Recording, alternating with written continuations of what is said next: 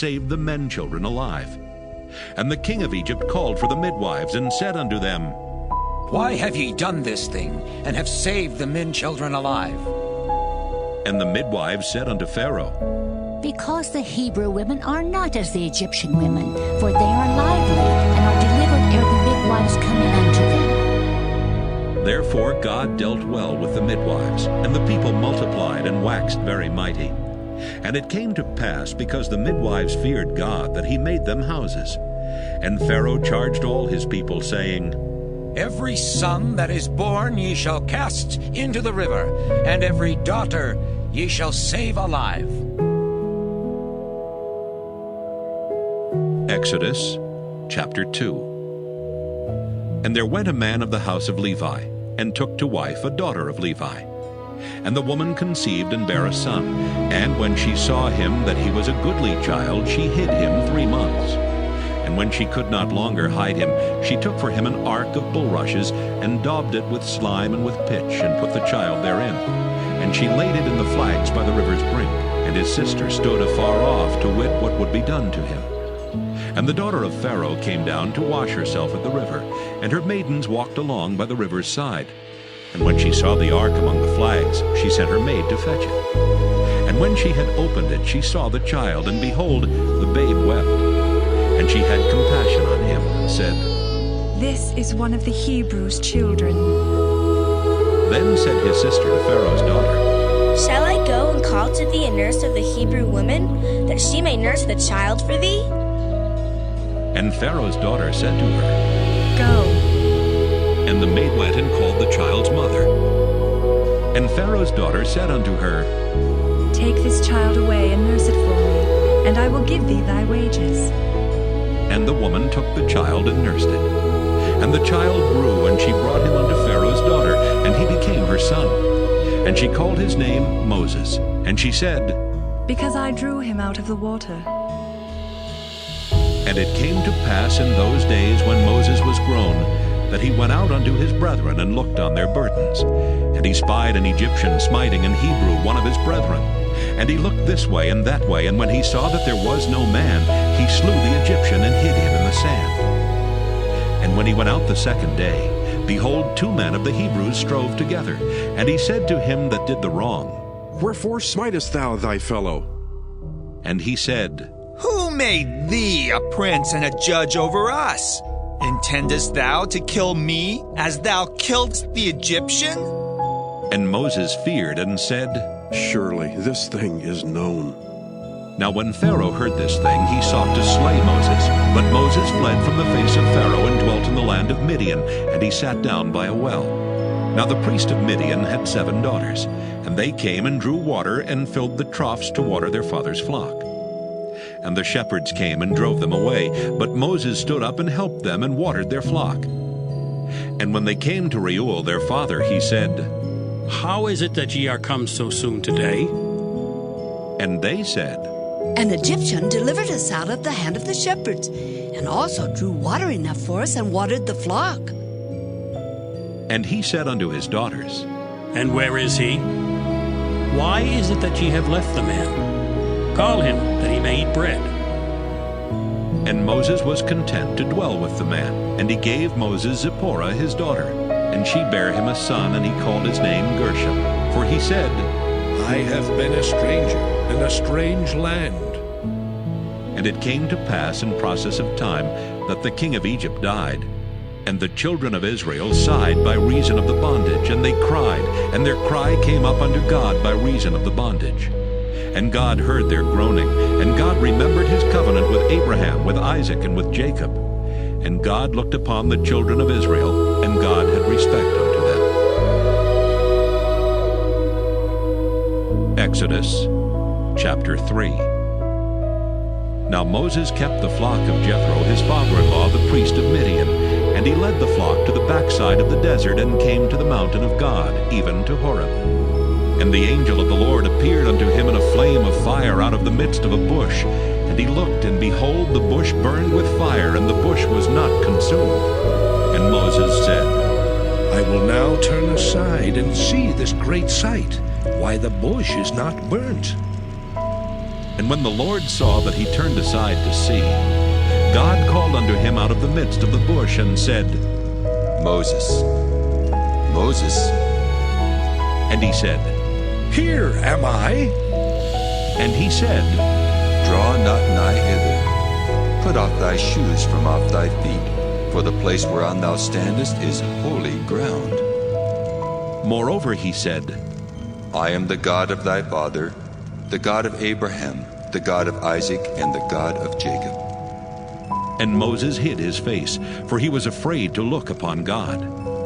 And the Lord said, I have surely seen the affliction of my people which are in Egypt, and have heard their cry by reason of their taskmasters, for I know their sorrows. And I am come down to deliver them out of the hand of the Egyptians, and to bring them up out of that land unto a good land and a large, unto a land flowing with milk and honey, unto the place of the Canaanites, and the Hittites, and the Amorites, and the Perizzites, and the Hivites, and the Jebusites.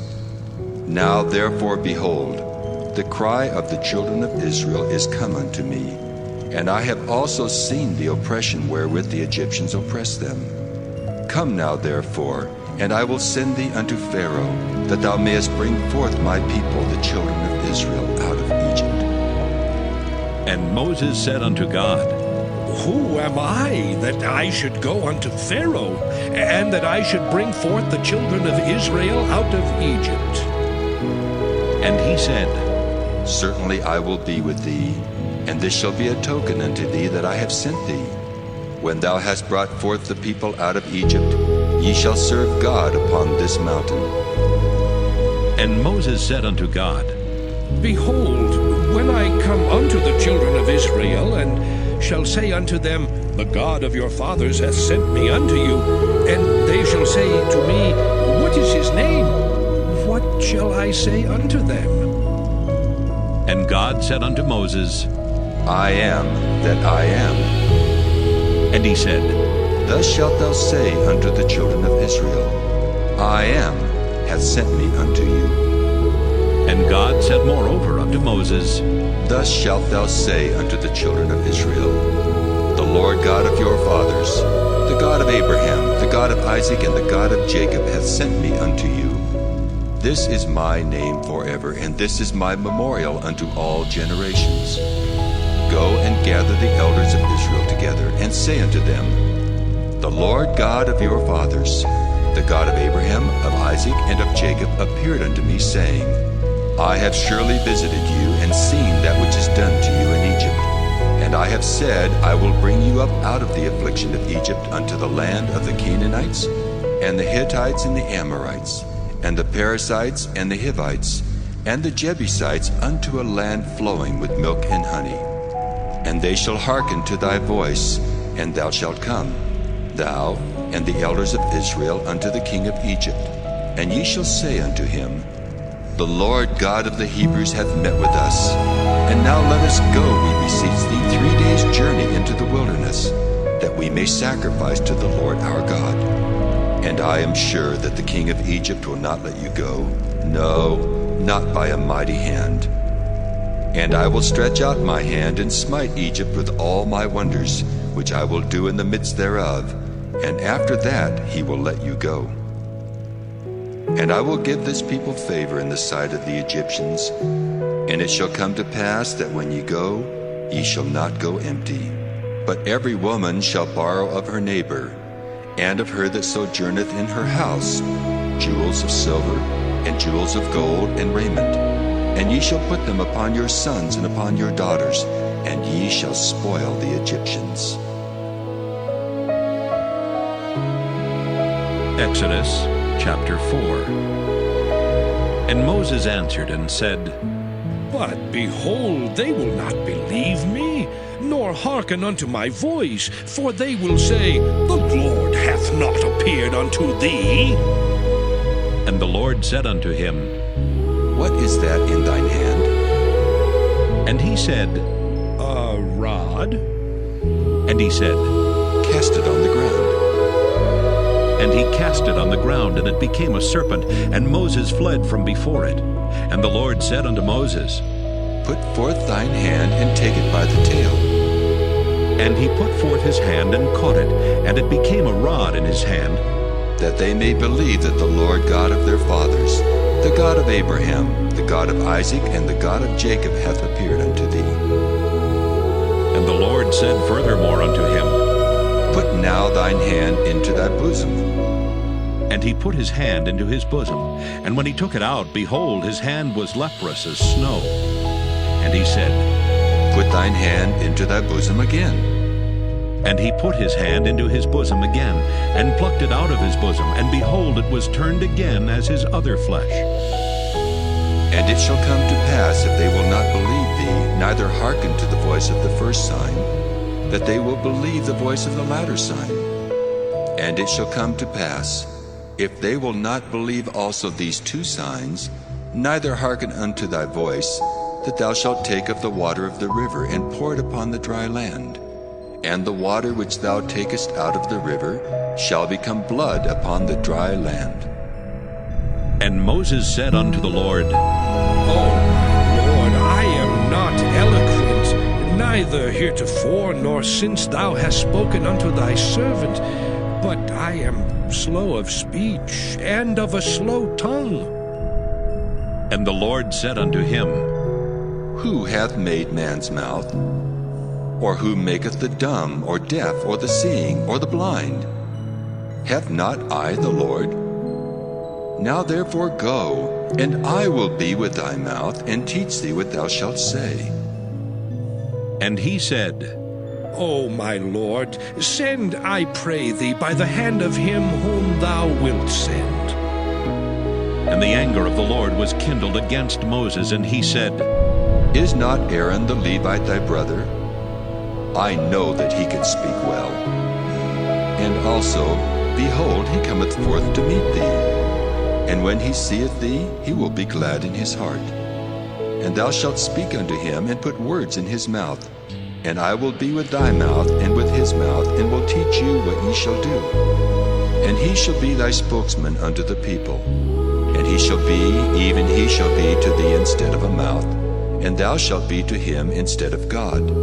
And thou shalt take this rod in thine hand, wherewith thou shalt do signs.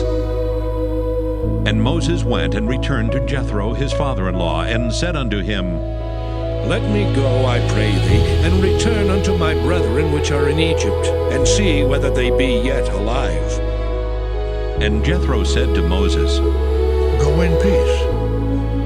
And the Lord said unto Moses in Midian, Go, return into Egypt, for all the men are dead which sought thy life. And Moses took his wife and his sons, and set them upon an ass, and he returned to the land of Egypt. And Moses took the rod of God in his hand. And the Lord said unto Moses, When thou goest to return into Egypt, see that thou do all those wonders before Pharaoh which I put in thine hand. But I will harden his heart, that he shall not let the people go. And thou shalt say unto Pharaoh, Thus saith the Lord, Israel is my son, even my firstborn. And I say unto thee, Let my son go, that he may serve me. And if thou refuse to let him go, behold, I will slay thy son, even thy firstborn. And it came to pass by the way in the inn that the Lord met him, and sought to kill him. Then Zipporah took a sharp stone, and cut off the foreskin of her son, and cast it at his feet, and said, Surely a bloody husband art thou to me. So he let him go. Then she said, A bloody husband thou art, because of the circumcision. And the Lord said to Aaron, Go into the wilderness to meet Moses. And he went and met him in the mount of God, and kissed him. And Moses told Aaron all the words of the Lord who had sent him, and all the signs which he had commanded him. And Moses and Aaron went and gathered together all the elders of the children of Israel. And Aaron spake all the words which the Lord had spoken unto Moses, and did the signs in the sight of the people. And the people believed. And when they heard that the Lord had visited the children of Israel, and that he had looked upon their affliction, then they bowed their heads and worshipped. Exodus chapter 5. And afterward Moses and Aaron went in and told Pharaoh, Thus saith the Lord God of Israel, Let my people go, that they may hold a feast unto me in the wilderness. And Pharaoh said, Who is the Lord that I should obey his voice to let Israel go? I know not the Lord, neither will I let Israel go. And they said, The God of the Hebrews hath met with us. Let us go, we pray thee, 3 days' journey into the desert, and sacrifice unto the Lord our God, lest he fall upon us with pestilence or with the sword. And the king of Egypt said unto them, Wherefore do ye, Moses and Aaron, let the people from their works? Get you unto your burdens. And Pharaoh said, Behold, the people of the land now are many, and ye make them rest from their burdens. And Pharaoh commanded the same day the taskmasters of the people and their officers, saying, Ye shall no more give the people straw to make brick, as heretofore. Let them go and gather straw for themselves, and the tale of the bricks which they did make heretofore ye shall lay upon them. Ye shall not diminish aught thereof. For they be idle. Therefore they cry, saying, Let us go and sacrifice to our God. Let their more work be laid upon the men, that they may labor therein, and let them not regard vain words. And the taskmasters of the people went out, and their officers, and they spake to the people, saying, Thus saith Pharaoh, I will not give you straw. Go ye, get you straw where ye can find it, yet not aught of your work shall be diminished. So the people were scattered abroad throughout all the land of Egypt to gather stubble instead of straw. And the taskmasters hasted them, saying, Fulfill your works, your daily tasks, as when there was straw. And the officers of the children of Israel, which Pharaoh's taskmasters had set over them, were beaten and demanded, Wherefore have ye not fulfilled your task in making brick both yesterday and today as heretofore? Then the officers of the children of Israel came and cried unto Pharaoh, saying, Wherefore dealest thou thus with thy servants? There is no straw given unto thy servants, and they say to us, Make brick, and behold, thy servants are beaten. But the fault is in thine own people. But he said, Ye are idle, therefore ye say, Let us go and do sacrifice to the Lord. Go therefore now and work, for there shall no straw be given you, yet shall ye deliver the tale of bricks. And the officers of the children of Israel did see that they were in evil case, after it was said, Ye shall not minish aught from your bricks of your daily task. And they met Moses and Aaron, who stood in the way as they came forth from Pharaoh. And they said unto them, The Lord look upon you and judge, because ye have made our Savior to be abhorred in the eyes of Pharaoh, and in the eyes of his servants, to put a sword in their hand to slay us. And Moses returned unto the Lord and said, Lord, wherefore hast thou so evil entreated this people? Why is it that thou hast sent me? For since I came to Pharaoh to speak in thy name, he hath done evil to this people. Neither hast thou delivered thy people at all. Exodus chapter 6. Then the Lord said unto Moses, Now shalt thou see what I will do to Pharaoh. For with a strong hand shall he let them go, and with a strong hand shall he drive them out of his land. And God spake unto Moses, and said unto him, I am the Lord, and I appeared unto Abraham, unto Isaac, and unto Jacob by the name of God Almighty. But by my name Jehovah was I not known to them. And I have also established my covenant with them, to give them the land of Canaan, the land of their pilgrimage wherein they were strangers. And I have also heard the groaning of the children of Israel, whom the Egyptians keep in bondage, and I have remembered my covenant. Wherefore say unto the children of Israel, I am the Lord, and I will bring you out from under the burdens of the Egyptians, and I will rid you out of their bondage, and I will redeem you with a stretched out arm and with great judgments. And I will take you to me for a people, and I will be to you a God. And ye shall know that I am the Lord your God, which bringeth you out from under the burdens of the Egyptians. And I will bring you in unto the land, concerning the which I did swear to give it to Abraham, to Isaac, and to Jacob. And I will give it you for an heritage. I am the Lord. And Moses spake so unto the children of Israel. But they hearkened not unto Moses for anguish of spirit and for cruel bondage. And the Lord spake unto Moses, saying, Go in, speak unto Pharaoh king of Egypt, that he let the children of Israel go out of his land.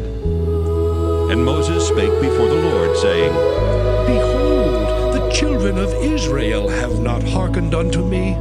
How then shall Pharaoh hear me, who am of uncircumcised lips? And the Lord spake unto Moses and unto Aaron, and gave them a charge unto the children of Israel, and unto Pharaoh king of Egypt, to bring the children of Israel out of the land of Egypt. These be the heads of their fathers' houses. The sons of Reuben, the firstborn of Israel, Hanok and Palu, Hezron and Carmi. These be the families of Reuben. And the sons of Simeon, Jemuel and Jamin, and Ohad and Jachin, and Zohar and Shaul, the son of a Canaanitish woman. These are the families of Simeon. And these are the names of the sons of Levi according to their generations, Gershon and Kohath and Merari.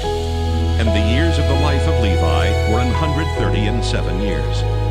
The sons of Gershon, Libni and Shimei according to their families. And the sons of Kohath, Amram and Izhar and Hebron and Uzziel. And the years of the life of Kohath were 133 years. And the sons of Merari, Mahali and Mushi. These are the families of Levi according to their generations. And Amram took him Jochebed, his father's sister, to wife, and she bare him Aaron and Moses. And the years of the life of Amram were 137 years. And the sons of Izhar, Korah and Nepheg and Zichri. And the sons of Uzziel, Mishael and Elzaphan and Zithri.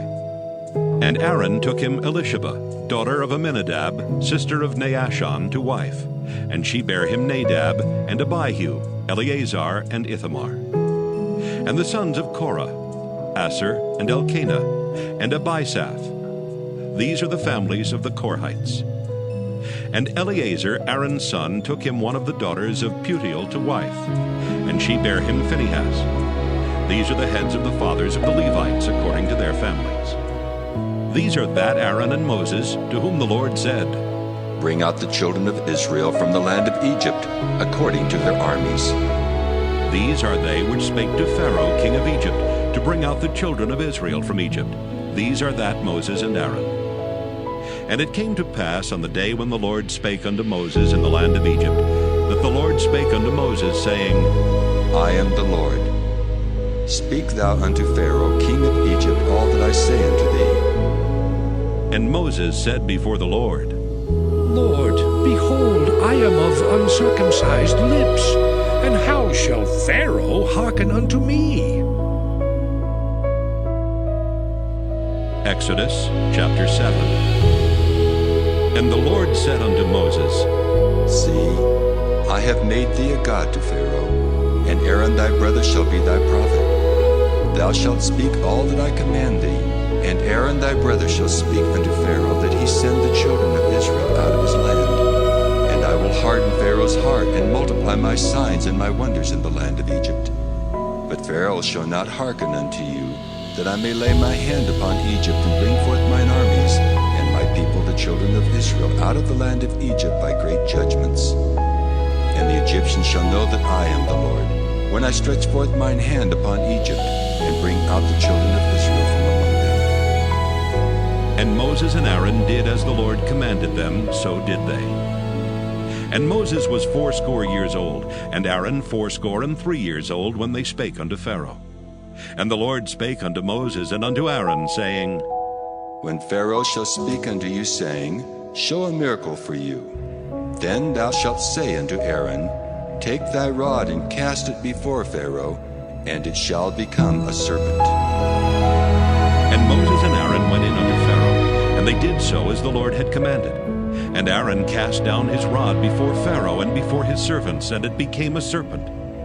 Then Pharaoh also called the wise men and the sorcerers. Now the magicians of Egypt, they also did in like manner with their enchantments. For they cast down every man his rod, and they became serpents. But Aaron's rod swallowed up their rods. And he hardened Pharaoh's heart, that he hearkened not unto them, as the Lord had said. And the Lord said unto Moses, Pharaoh's heart is hardened. He refuseth to let the people go. Get thee unto Pharaoh in the morning. Lo, he goeth out unto the water, and thou shalt stand by the river's brink against he come. And the rod which was turned to a serpent shalt thou take in thine hand. And thou shalt say unto him, The Lord God of the Hebrews hath sent me unto thee, saying, Let my people go, that they may serve me in the wilderness. And behold, hitherto thou wouldst not hear. Thus saith the Lord, In this thou shalt know that I am the Lord.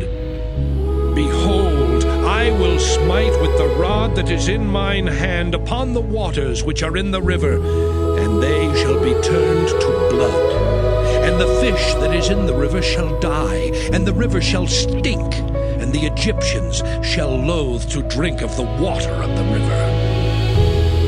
And the Lord spake unto Moses, Say unto Aaron, Take thy rod and stretch out thine hand upon the waters of Egypt, upon their streams, upon their rivers, and upon their ponds, and upon all their pools of water, that they may become blood, and that there may be blood throughout all the land of Egypt, both in vessels of wood and in vessels of stone. And Moses and Aaron did so as the Lord commanded. And he lifted up the rod and smote the waters that were in the river, in the sight of Pharaoh, and in the sight of his servants. And all the waters that were in the river were turned to blood. And the fish that was in the river died, and the river stank, and the Egyptians could not drink of the water of the river. And there was blood throughout all the land of Egypt. And the magicians of Egypt did so with their enchantments, and Pharaoh's heart was hardened, neither did he hearken unto them as the Lord had said. And Pharaoh turned and went into his house, neither did he set his heart to this also. And all the Egyptians digged round about the river for water to drink, for they could not drink of the water of the river. And 7 days were fulfilled after that the Lord had smitten the river. Exodus chapter 8. And the Lord spake unto Moses, Go unto Pharaoh, and say unto him, Thus saith the Lord, Let my people go, that they may serve me. And if thou refuse to let them go, behold, I will smite all thy borders with frogs, and the river shall bring forth frogs abundantly, which shall go up and come into thine house, and into thy bedchamber, and upon thy bed, and into the house of thy servants, and upon thy people, and into thine ovens, and into thy kneading troughs. And the frogs shall come up both on thee, and upon thy people, and upon all thy servants. And the Lord spake unto Moses, Say unto Aaron, Stretch forth thine hand with thy rod over the streams, over the rivers and over the ponds, and cause frogs to come up upon the land of Egypt. And Aaron stretched out his hand over the waters of Egypt, and the frogs came up and covered the land of Egypt. And the magicians did so with their enchantments, and brought up frogs upon the land of Egypt. Then Pharaoh called for Moses and Aaron, and said, Entreat the Lord that he may take away the frogs from me and from my people, and I will let the people go, that they may do sacrifice unto the Lord. And Moses said unto Pharaoh, Glory over me. When shall I entreat for thee, and for thy servants, and for thy people, to destroy the frogs from thee and thy houses, that they may remain in the river only? And he said, Tomorrow. And he said, Be it according to thy word, that thou mayest know that there is none like unto the Lord our God. And the frogs shall depart from thee, and from thy houses, and from thy servants, and from thy people. They shall remain in the river only. And Moses and Aaron went out from Pharaoh. And Moses cried unto the Lord because of the frogs which he had brought against Pharaoh. And the Lord did according to the word of Moses, and the frogs died out of the houses, out of the villages, and out of the fields. And they gathered them together upon heaps, and the land stank. But when Pharaoh saw that there was respite, he hardened his heart, and hearkened not unto them, as the Lord had said. And the Lord said unto Moses, Say unto Aaron, Stretch out thy rod, and smite the dust of the land, that it may become lice throughout all the land of Egypt. And they did so. For Aaron stretched out his hand with his rod, and smote the dust of the earth, and it became lice in man and in beast. All the dust of the land became lice throughout all the land of Egypt. And the magicians did so with their enchantments to bring forth lice, but they could not. So there were lice upon man and upon beast. Then the magician said unto Pharaoh, This is the figure of God. And Pharaoh's heart was hardened, and he hearkened not unto them, as the Lord had said. And the Lord said unto Moses, Rise up early in the morning, and stand before Pharaoh. Lo, he cometh forth to the water, and say unto him, Thus saith the Lord, Let my people go, that they may serve me. Else, if thou wilt not let my people go, behold, I will send swarms of flies upon thee, and upon thy servants, and upon thy people, and into thy houses. And the houses of the Egyptians shall be full of swarms of flies, and also the ground whereon they are.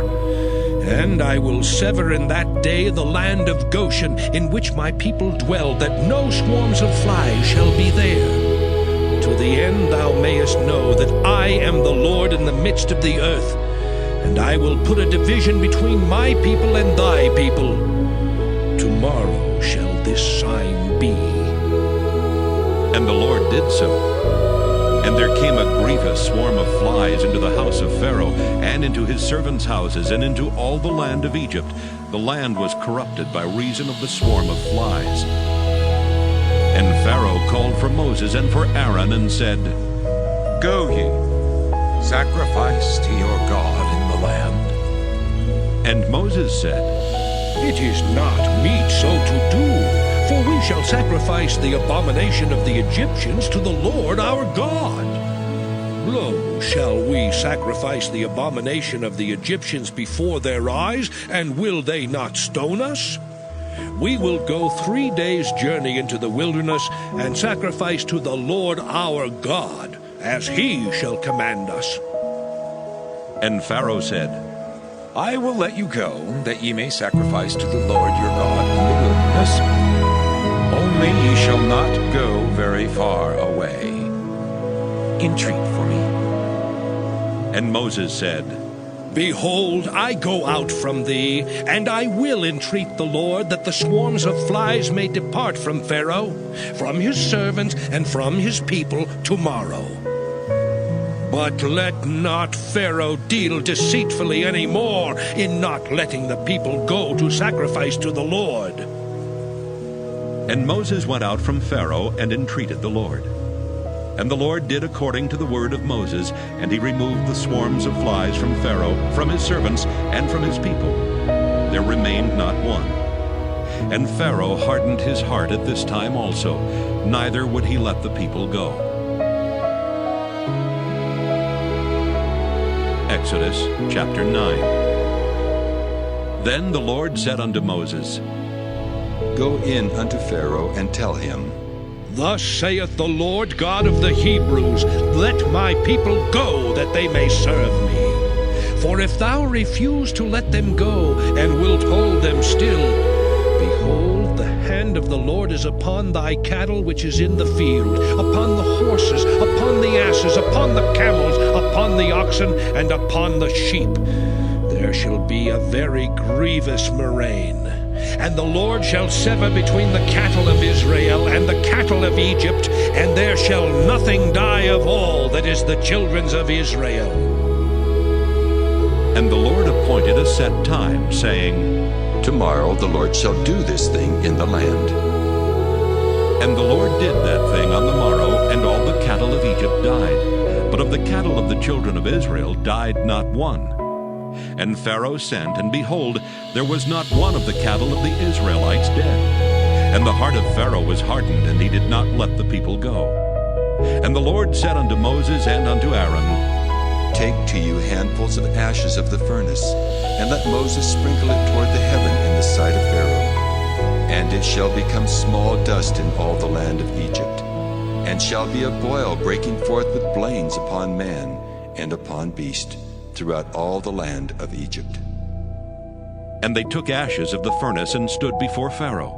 And Moses sprinkled it up toward heaven, and it became a boil breaking forth with blains upon man and upon beast. And the magicians could not stand before Moses because of the boils, for the boil was upon the magicians and upon all the Egyptians. And the Lord hardened the heart of Pharaoh, and he hearkened not unto them, as the Lord had spoken unto Moses. And the Lord said unto Moses, Rise up early in the morning, and stand before Pharaoh, and say unto him, Thus saith the Lord God of the Hebrews, Let my people go, that they may serve me.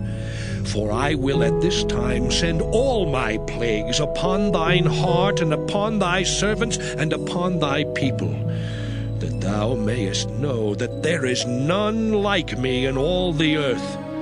For now I will stretch out my hand, that I may smite thee and thy people with pestilence, and thou shalt be cut off from the earth. And in very deed for this cause have I raised thee up, for to show in thee my power, and that my name may be declared throughout all the earth. As yet exaltest thou thyself against my people, that thou wilt not let them go?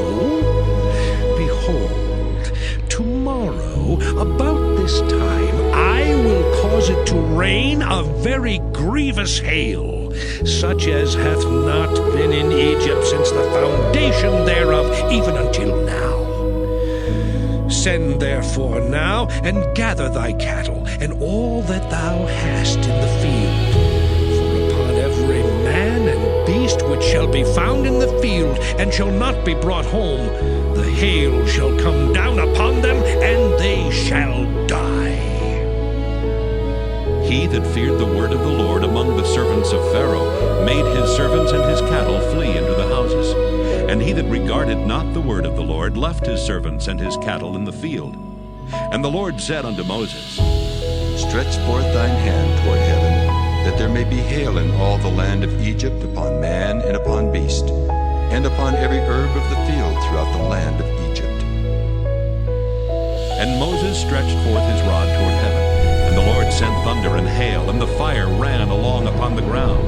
And the Lord rained hail upon the land of Egypt. So there was hail and fire mingled with the hail, very grievous, such as there was none like it in all the land of Egypt since it became a nation. And the hail smote throughout all the land of Egypt all that was in the field, both man and beast. And the hail smote every herb of the field, and brake every tree of the field. Only in the land of Goshen, where the children of Israel were, was there no hail. And Pharaoh sent and called for Moses and Aaron, and said unto them, I have sinned this time. The Lord is righteous, and I and my people are wicked. Entreat the Lord, for it is enough that there be no more mighty thunderings and hail, and I will let you go, and ye shall stay no longer.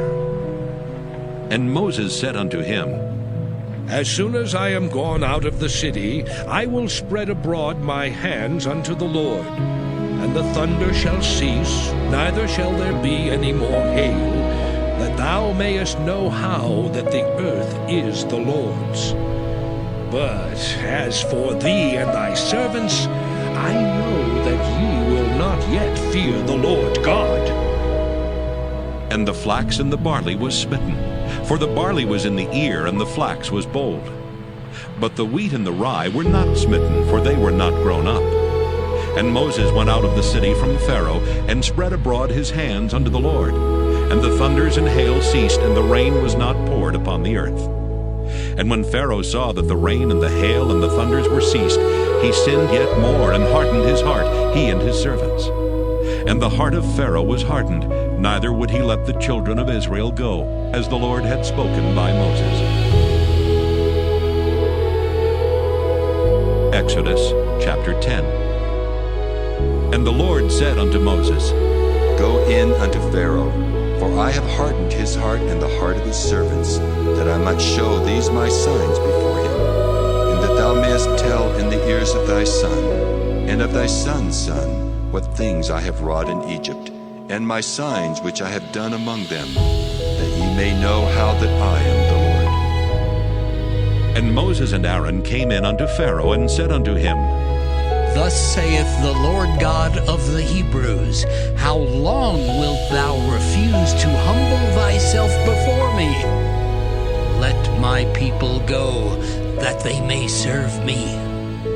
Else, if thou refuse to let my people go, behold, tomorrow will I bring the locusts into thy coast, and they shall cover the face of the earth, that one cannot be able to see the earth. And they shall eat the residue of that which is escaped, which remaineth unto you from the hail, and shall eat every tree which groweth for you out of the field. And they shall fill thy houses, and the houses of all thy servants, and the houses of all the Egyptians, which neither thy fathers nor thy fathers' fathers have seen, since the day that they were upon the earth unto this day. And he turned himself and went out from Pharaoh. And Pharaoh's servants said unto him, How long shall this man be a snare to us? Let the men go, that they may serve the Lord their God. Knowest thou not yet that Egypt is destroyed? And Moses and Aaron were brought again unto Pharaoh, and he said unto them, Go, serve the Lord your God. But who are they that shall go? And Moses said, We will go with our young and with our old, with our sons and with our daughters, with our flocks and with our herds will we go, for we must hold a feast unto the Lord. And he said unto them, Let the Lord be so with you, as I will let you go. And your little ones, look to it, for evil is before you. Not so. Go now, ye that are men, and serve the Lord, for that ye did desire.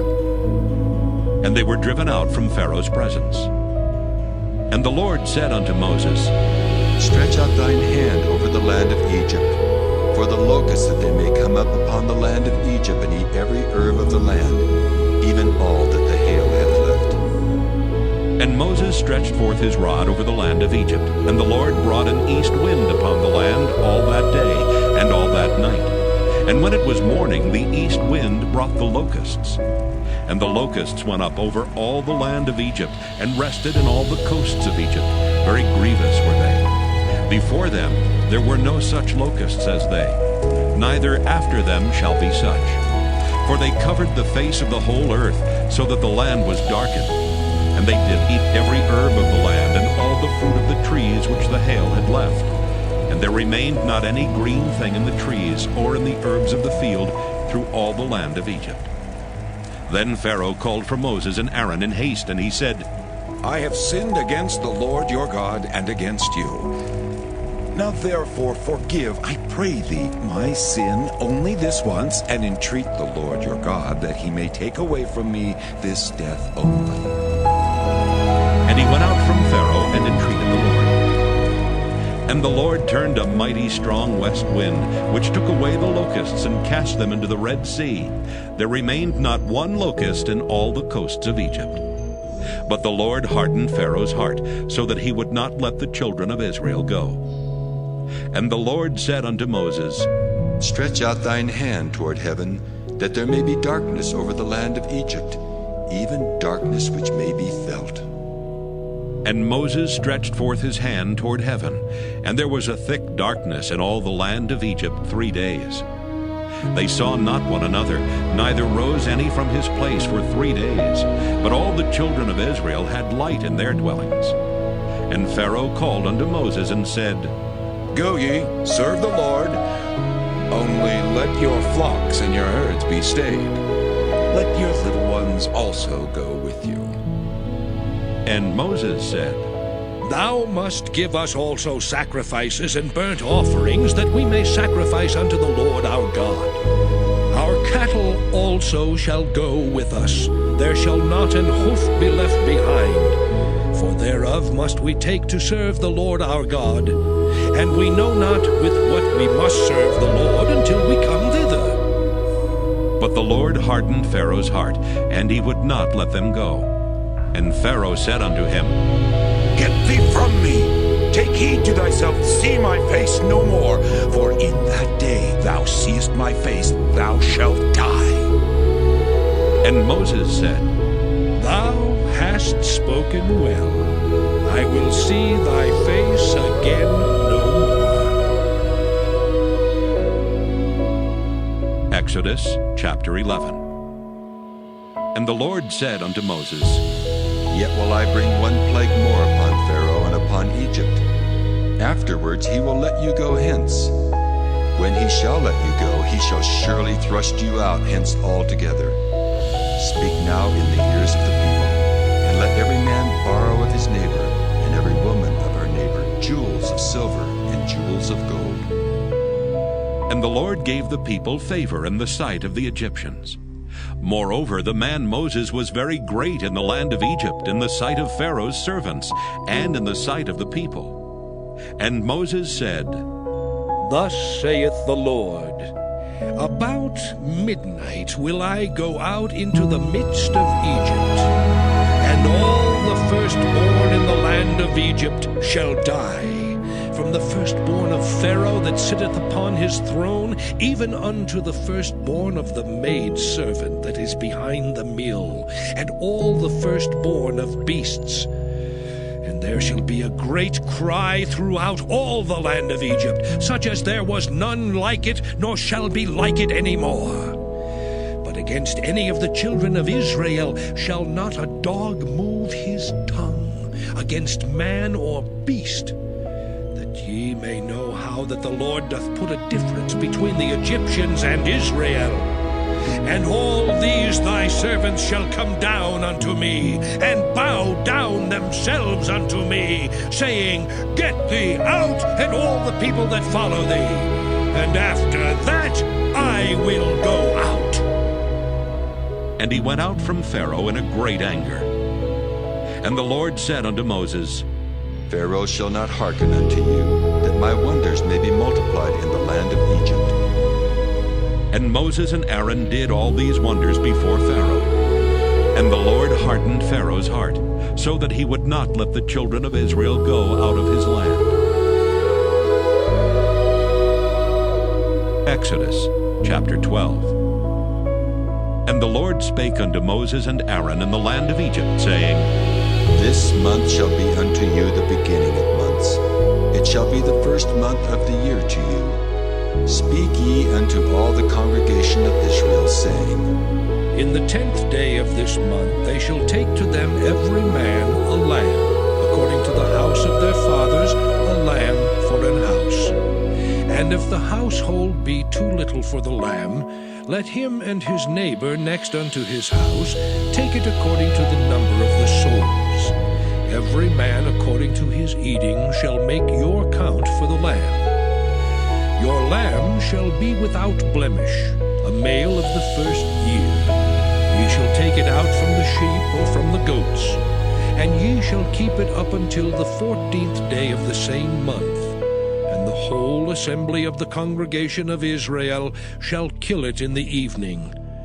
And they shall take of the blood, and strike it on the 2 side posts and on the upper doorpost of the houses, wherein they shall eat it. And they shall eat the flesh in that night, roast with fire, and unleavened bread, and with bitter herbs they shall eat it. Eat not of it raw, nor sodden at all with water, but roast with fire. His head with his legs, and with the purtenance thereof.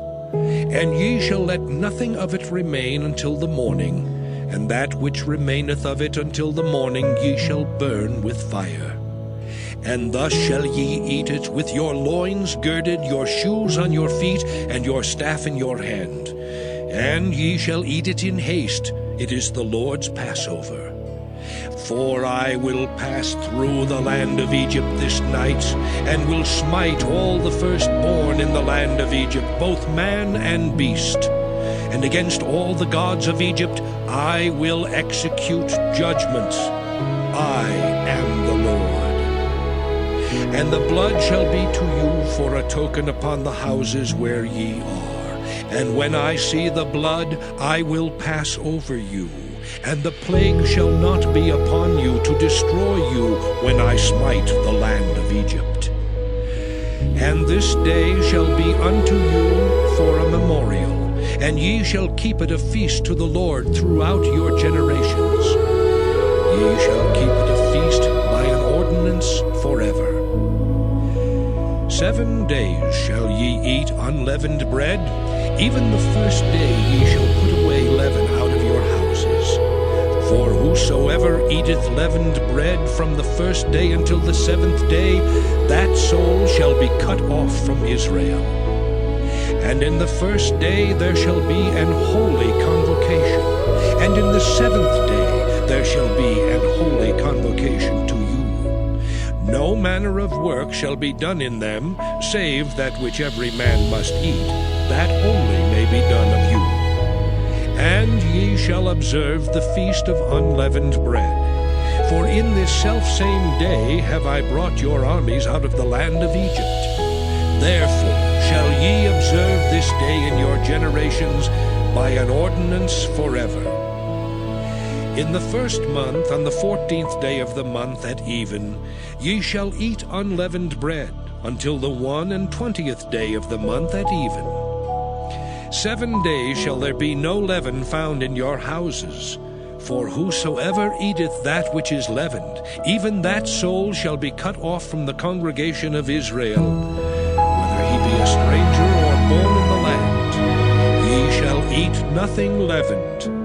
In all your habitations shall ye eat unleavened bread. Then Moses called for all the elders of Israel, and said unto them, Draw out and take you a lamb according to your families, and kill the Passover. And ye shall take a bunch of hyssop, and dip it in the blood that is in the basin, and strike the lintel and the 2 side posts with the blood that is in the basin. And none of you shall go out at the door of his house until the morning. For the Lord will pass through to smite the Egyptians, and when he seeth the blood upon the lintel and on the 2 side posts, the Lord will pass over the door, and will not suffer the destroyer to come in unto your houses to smite you.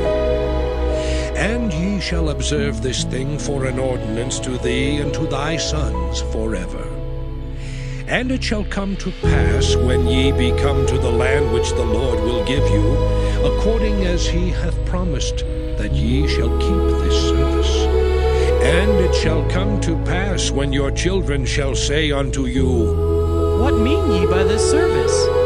That ye shall say, It is the sacrifice of the Lord's Passover, who passed over the houses of the children of Israel in Egypt, when he smote the Egyptians and delivered our houses. And the people bowed the head and worshipped. And the children of Israel went away, and did as the Lord had commanded Moses and Aaron, so did they. And it came to pass that at midnight the Lord smote all the firstborn in the land of Egypt, from the firstborn of Pharaoh that sat on his throne, unto the firstborn of the captive that was in the dungeon, and all the firstborn of cattle. And Pharaoh rose up in the night, he and all his servants and all the Egyptians. And there was a great cry in Egypt, for there was not a house where there was not one dead. And he called for Moses and Aaron by night, and said, Rise up, and get you forth from among my people, both ye and the children of Israel, and go, serve the Lord as ye have said. Also take your flocks and your herds as ye have said, and be gone. And bless me also. And the Egyptians were urgent upon the people, that they might send them out of the land in haste. For they said, We be all dead men. And the people took their dough before it was leavened, their kneading troughs being bound up and their clothes upon their shoulders. And the children of Israel did according to the word of Moses. And they borrowed of the Egyptians jewels of silver and jewels of gold and raiment. And the Lord gave the people favor in the sight of the Egyptians, so that they lent unto them such things as they required, and they spoiled the Egyptians. And the children of Israel journeyed from Ramesses to Succoth, about 600,000 on foot that were men beside children. And a mixed multitude went up also with them, and flocks and herds, even very much cattle. And they baked unleavened cakes of the dough which they brought forth out of Egypt, for it was not leavened, because they were thrust out of Egypt and could not tarry, neither had they prepared for themselves any victual. Now the sojourning of the children of Israel who dwelt in Egypt was 430 years. And it came to pass at the end of the 430 years, even the selfsame day it came to pass, that all the hosts of the Lord went out from the land of Egypt. It is a night to be much observed unto the Lord for bringing them out from the land of Egypt. This is that night of the Lord to be observed of all the children of Israel in their generations. And the Lord said unto Moses and Aaron, This is the ordinance of the Passover. There shall no stranger eat thereof, but every man's servant that is bought for money, when thou hast circumcised him, then shall he eat thereof. A foreigner and an hired servant shall not eat thereof. In one house shall it be eaten. Thou shalt not carry forth aught of the flesh abroad out of the house, neither shall ye break a bone thereof. All the congregation of Israel shall keep it. And when a stranger shall sojourn with thee, and will keep the Passover to the Lord, let all his males be circumcised, and then let him come near and keep it. And he shall be as one that is born in the land, for no uncircumcised person shall eat thereof. One law shall be to him that is homeborn, and unto the stranger that sojourneth among you. Thus did all the children of Israel.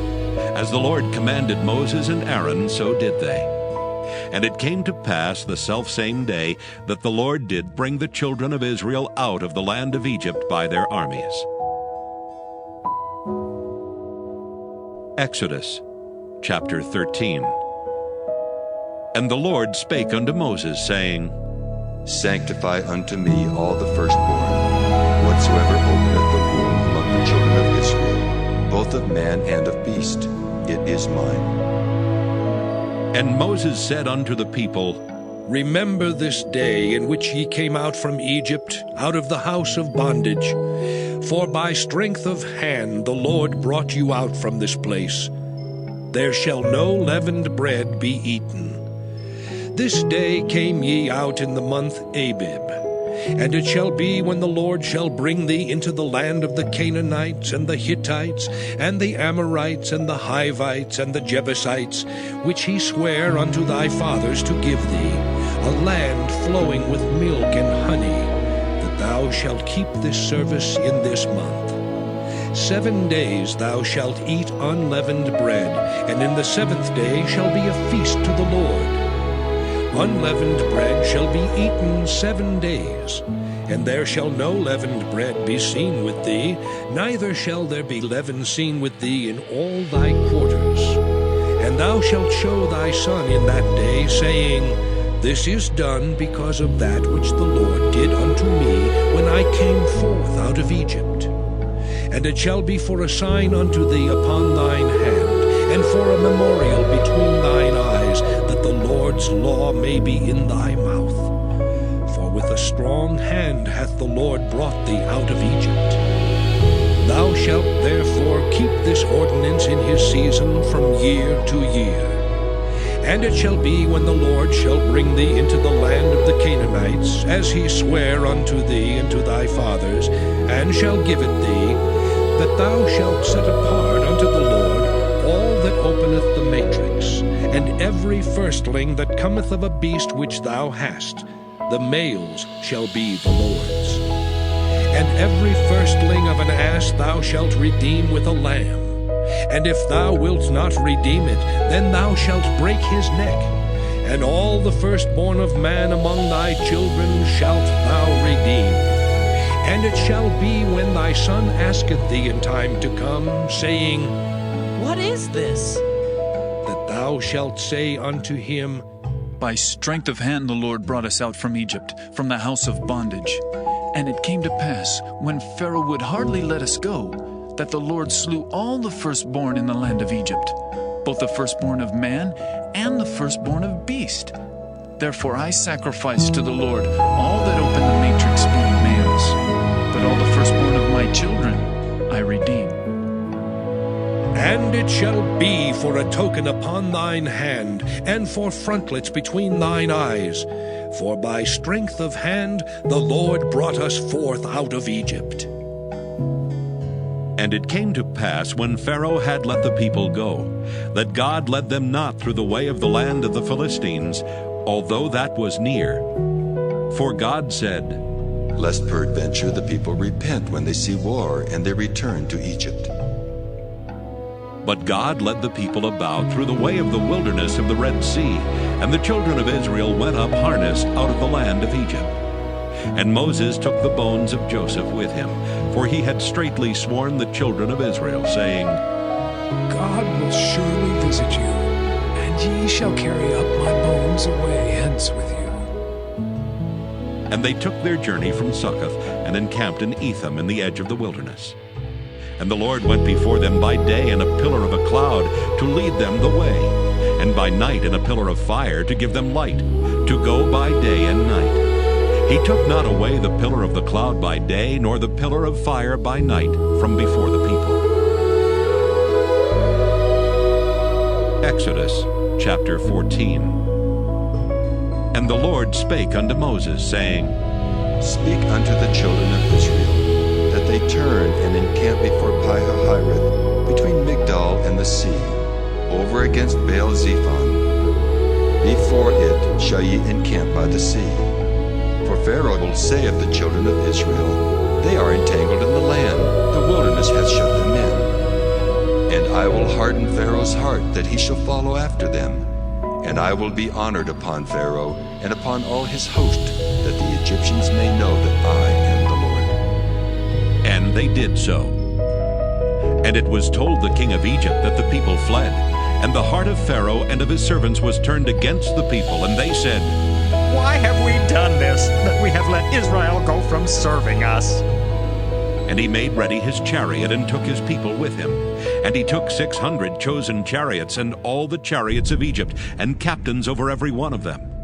And the Lord hardened the heart of Pharaoh king of Egypt, and he pursued after the children of Israel. And the children of Israel went out with an high hand. But the Egyptians pursued after them, all the horses and chariots of Pharaoh, and his horsemen and his army, and overtook them encamping by the sea, beside Pi-hahiroth, before Baal-zephon.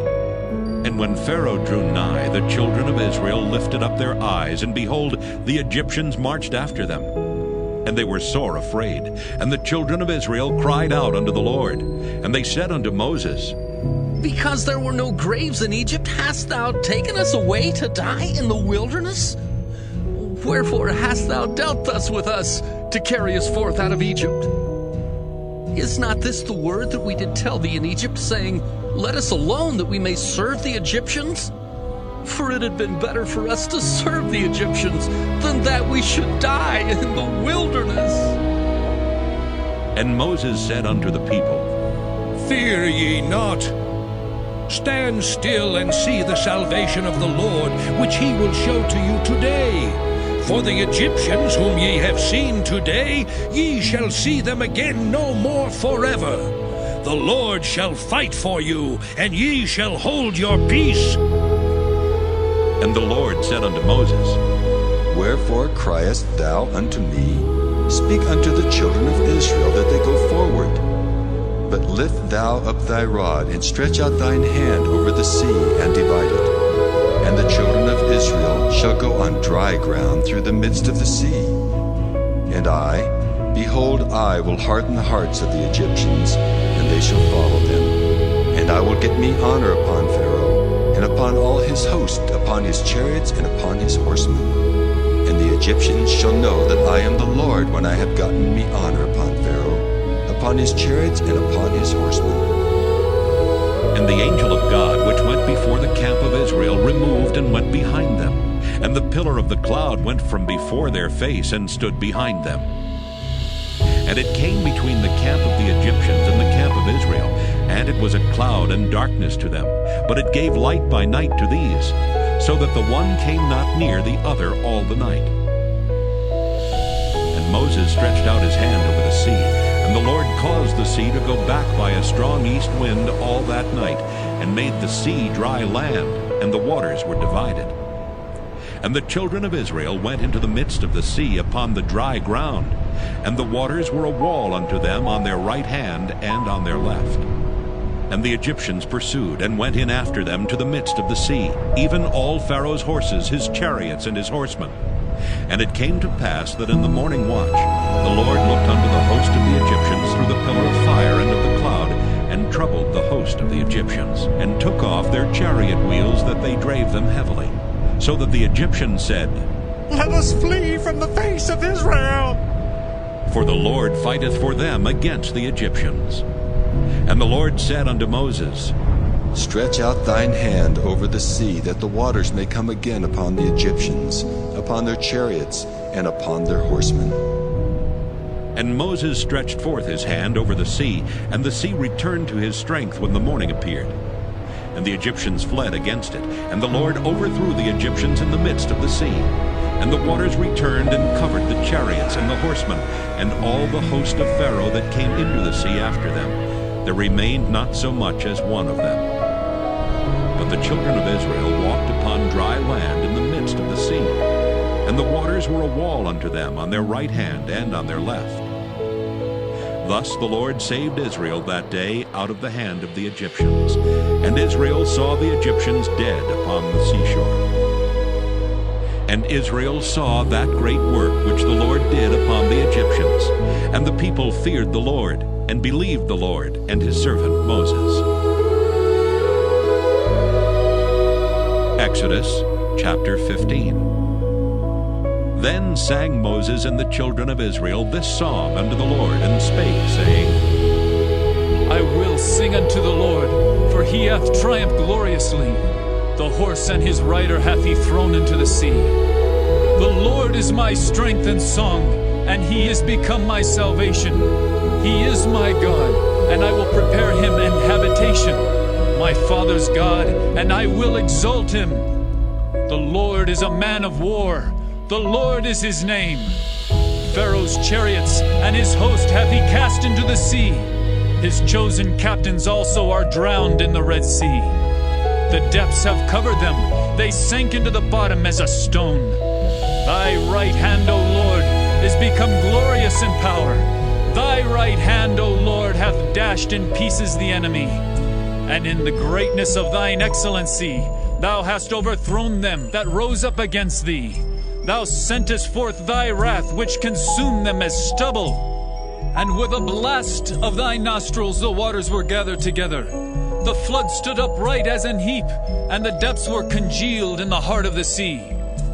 The enemy said, I will pursue, I will overtake, I will divide the spoil. My lust shall be satisfied upon them.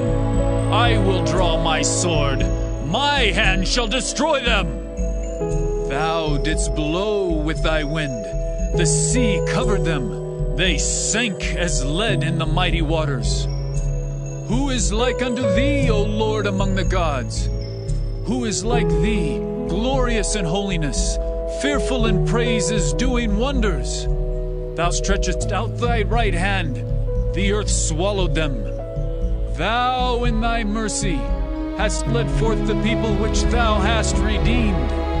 Thou hast guided them in thy strength unto thy holy habitation. The people shall hear and be afraid. Sorrow shall take hold on the inhabitants of Palestina. Then the dukes of Edom shall be amazed. The mighty men of Moab, trembling, shall take hold upon them. All the inhabitants of Canaan shall melt away. Fear and dread shall fall upon them. By the greatness of thine arm, they shall be as still as a stone. Till thy people pass over, O Lord. Till the people pass over which thou hast purchased. Thou thou shalt bring them in and plant them in the mountain of thine inheritance, in the place, O Lord, which thou hast made for thee to dwell in the sanctuary, O Lord, which thy hands have established. The Lord shall reign forever and ever. For the horse of Pharaoh went in with his chariots and with his horsemen into the sea, and the Lord brought again the waters of the sea upon them. But the children of Israel went on dry land in the midst of the sea. And Miriam the prophetess, the sister of Aaron, took a timbrel in her hand, and all the women went out after her with timbrels and with dances. And Miriam answered them, Sing me to the Lord, for he hath triumphed gloriously. The horse and his rider hath he thrown into the sea. So Moses brought Israel from the Red Sea, and they went out into the wilderness of Shur.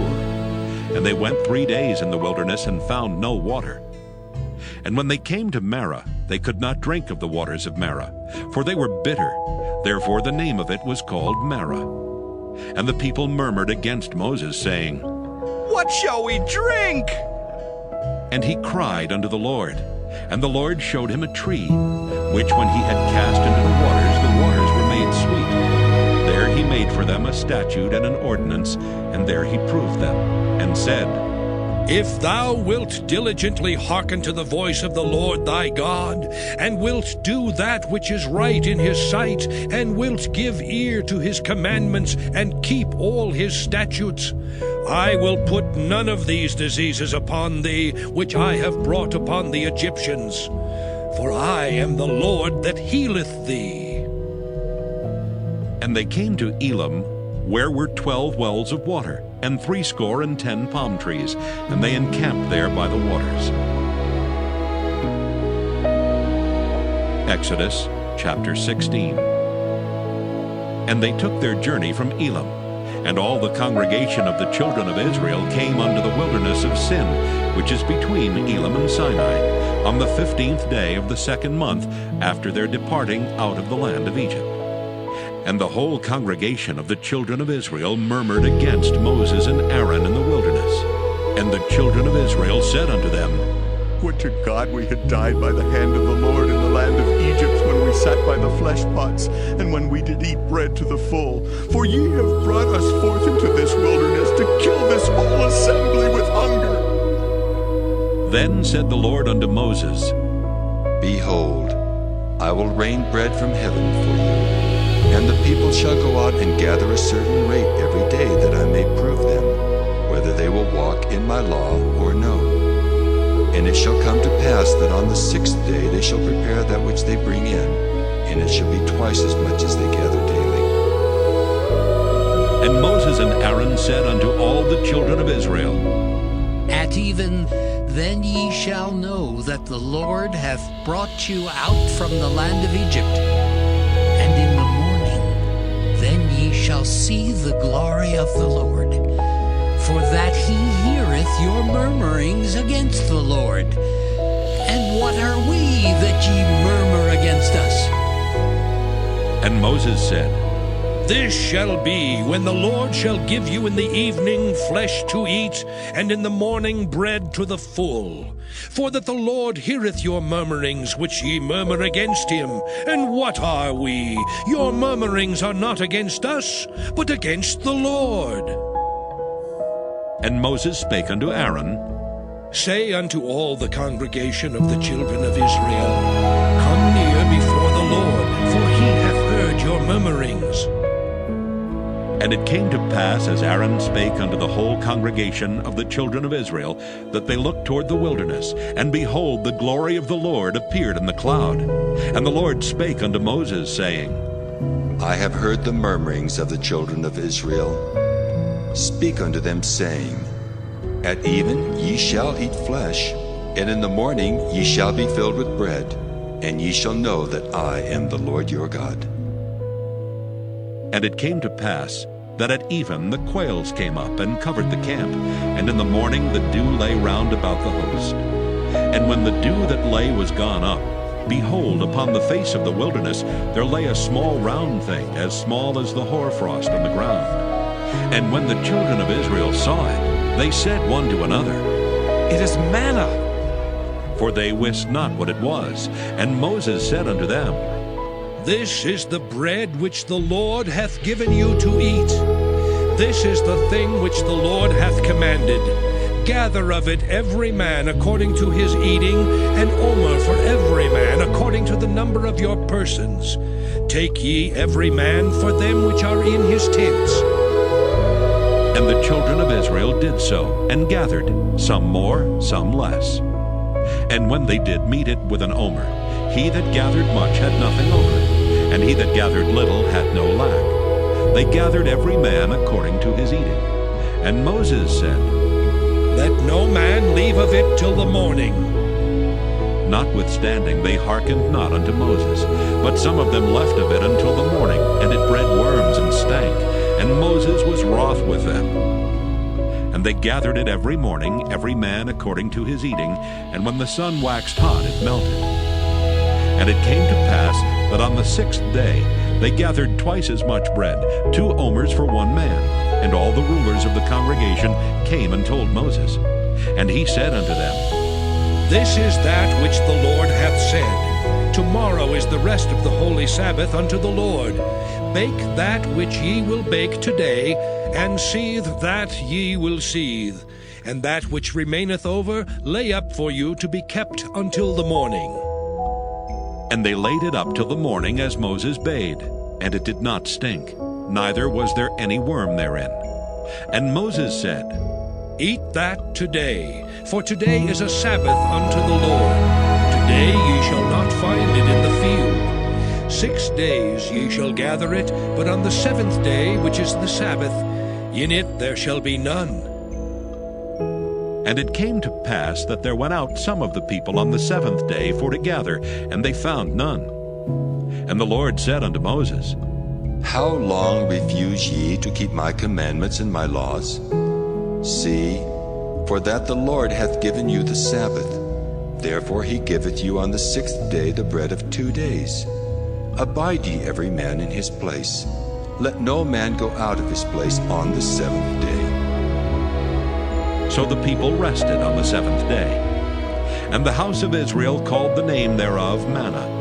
And it was like coriander seed white, and the taste of it was like wafers made with honey. And Moses said, This is the thing which the Lord commandeth.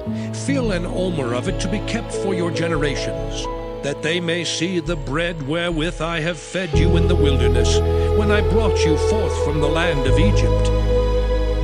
And Moses said unto Aaron, Take a pot, and put an omer full of manna therein, and lay it up before the Lord, to be kept for your generations. As the Lord commanded Moses, so Aaron laid it up before the testimony to be kept. And the children of Israel did eat manna 40 years, until they came to a land inhabited. They did eat manna until they came unto the borders of the land of Canaan. Now an omer is the 10th part of an ephah. Exodus chapter 17. And all the congregation of the children of Israel journeyed from the wilderness of Sin after their journeys according to the commandment of the Lord, and pitched in Rephidim, and there was no water for the people to drink. Wherefore the people did chide with Moses, and said, Give us water that we may drink. And Moses said unto them, Why chide ye with me? Wherefore do ye tempt the Lord? And the people thirsted there for water, and the people murmured against Moses, and said, Wherefore is this that thou hast brought us up out of Egypt, to kill us and our children and our cattle with thirst? And Moses cried unto the Lord, saying, What shall I do unto this people? They be almost ready to stone me. And the Lord said unto Moses, Go on before the people, and take with thee of the elders of Israel, and thy rod wherewith thou smotest the river. Take in thine hand, and go. Behold, I will stand before thee there upon the rock in Horeb. And thou shalt smite the rock, and there shall come water out of it, that the people may drink. And Moses did so in the sight of the elders of Israel. And he called the name of the place Massah and Meribah, because of the chiding of the children of Israel, and because they tempted the Lord, saying, "Is the Lord among us or not?" Then came Amalek and fought with Israel in Rephidim. And Moses said unto Joshua, Choose us out men, and go out, fight with Amalek. Tomorrow I will stand on the top of the hill with the rod of God in mine hand. So Joshua did as Moses had said to him, and fought with Amalek. And Moses, Aaron, and Hur went up to the top of the hill. And it came to pass, when Moses held up his hand, that Israel prevailed, and when he let down his hand, Amalek prevailed. But Moses' hands were heavy, and they took a stone and put it under him, and he sat thereon. And Aaron and Hur stayed up his hands, the one on the one side and the other on the other side, and his hands were steady until the going down of the sun. And Joshua discomfited Amalek and his people with the edge of the sword. And the Lord said unto Moses, Write this for a memorial in a book, and rehearse it in the ears of Joshua. For I will utterly put out the remembrance of Amalek from under heaven. And Moses built an altar, and called the name of it Jehovah Nissi. For he said, Because the Lord hath sworn that the Lord will have war with Amalek from generation to generation. Exodus chapter 18. When Jethro, the priest of Midian, Moses' father-in-law, heard of all that God had done for Moses and for Israel his people, and that the Lord had brought Israel out of Egypt, then Jethro, Moses' father-in-law, took Zipporah, Moses' wife, after he had sent her back, and her 2 sons, of which the name of the one was Gershom. For he said, I have been an alien in a strange land. And the name of the other was Eleazar. For the God of my father, said he, was mine help, and delivered me from the sword of Pharaoh. And Jethro, Moses' father-in-law, came with his sons and his wife unto Moses into the wilderness, where he encamped at the mount of God. And he said unto Moses, I, thy father-in-law Jethro, am come unto thee, and thy wife and her 2 sons with her. And Moses went out to meet his father-in-law, and did obeisance, and kissed him. And they asked each other of their welfare, and they came into the tent. And Moses told his father-in-law all that the Lord had done unto Pharaoh, and to the Egyptians for Israel's sake, and all the travail that had come upon them by the way, and how the Lord delivered them. And Jethro rejoiced for all the goodness which the Lord had done to Israel, whom he had delivered out of the hand of the Egyptians. And Jethro said, Blessed be the Lord, who hath delivered you out of the hand of the Egyptians, and out of the hand of Pharaoh, who hath delivered the people from under the hand of the Egyptians. Now I know that the Lord is greater than all gods, for in the thing wherein they dealt proudly he was above them. And Jethro, Moses' father-in-law, took a burnt offering and sacrifices for God. And Aaron came, and all the elders of Israel, to eat bread with Moses' father-in-law before God. And it came to pass on the morrow that Moses sat to judge the people, and the people stood by Moses from the morning unto the evening. And when Moses' father-in-law saw all that he did to the people, he said, What is this thing that thou doest to the people? Why sittest thou thyself alone, and all the people stand by thee from morning until even? And Moses said unto his father-in-law, Because the people come unto me to inquire of God. When they have a matter, they come unto me, and I judge between one and another, and I do make them know the statutes of God and his laws. And Moses' father-in-law said unto him, The thing that thou doest is not good. Thou wilt surely wear away both thou and this people that is with thee. For this thing is too heavy for thee. Thou art not able to perform it thyself alone. Hearken now unto my voice. I will give thee counsel, and God shall be with thee. Be thou for the people to Godward, that thou mayest bring the causes unto God. And thou shalt teach them ordinances and laws, and shalt show them the way wherein they must walk, and the work that they must do. Moreover, thou shalt provide out of all the people able men such as fear God, men of truth, hating covetousness, and place such over them to be rulers of thousands, and rulers of hundreds, rulers of 50s, and rulers of 10s. And let them judge the people at all seasons. And it shall be that every great matter they shall bring unto thee, but every small matter they shall judge. So shall it be easier for thyself, and they shall bear the burden with thee. If thou shalt do this thing, and God command thee so, then thou shalt be able to endure, and all this people shall also go to their place in peace. So Moses hearkened to the voice of his father-in-law, and did all that he had said. And Moses chose able men out of all Israel, and made them heads over the people, rulers of thousands, rulers of hundreds, rulers of 50s, and rulers of 10s. And they judged the people at all seasons. The hard causes they brought unto Moses, but every small matter they judged themselves. And Moses let his father-in-law depart, and he went his way into his own land. Exodus chapter 19.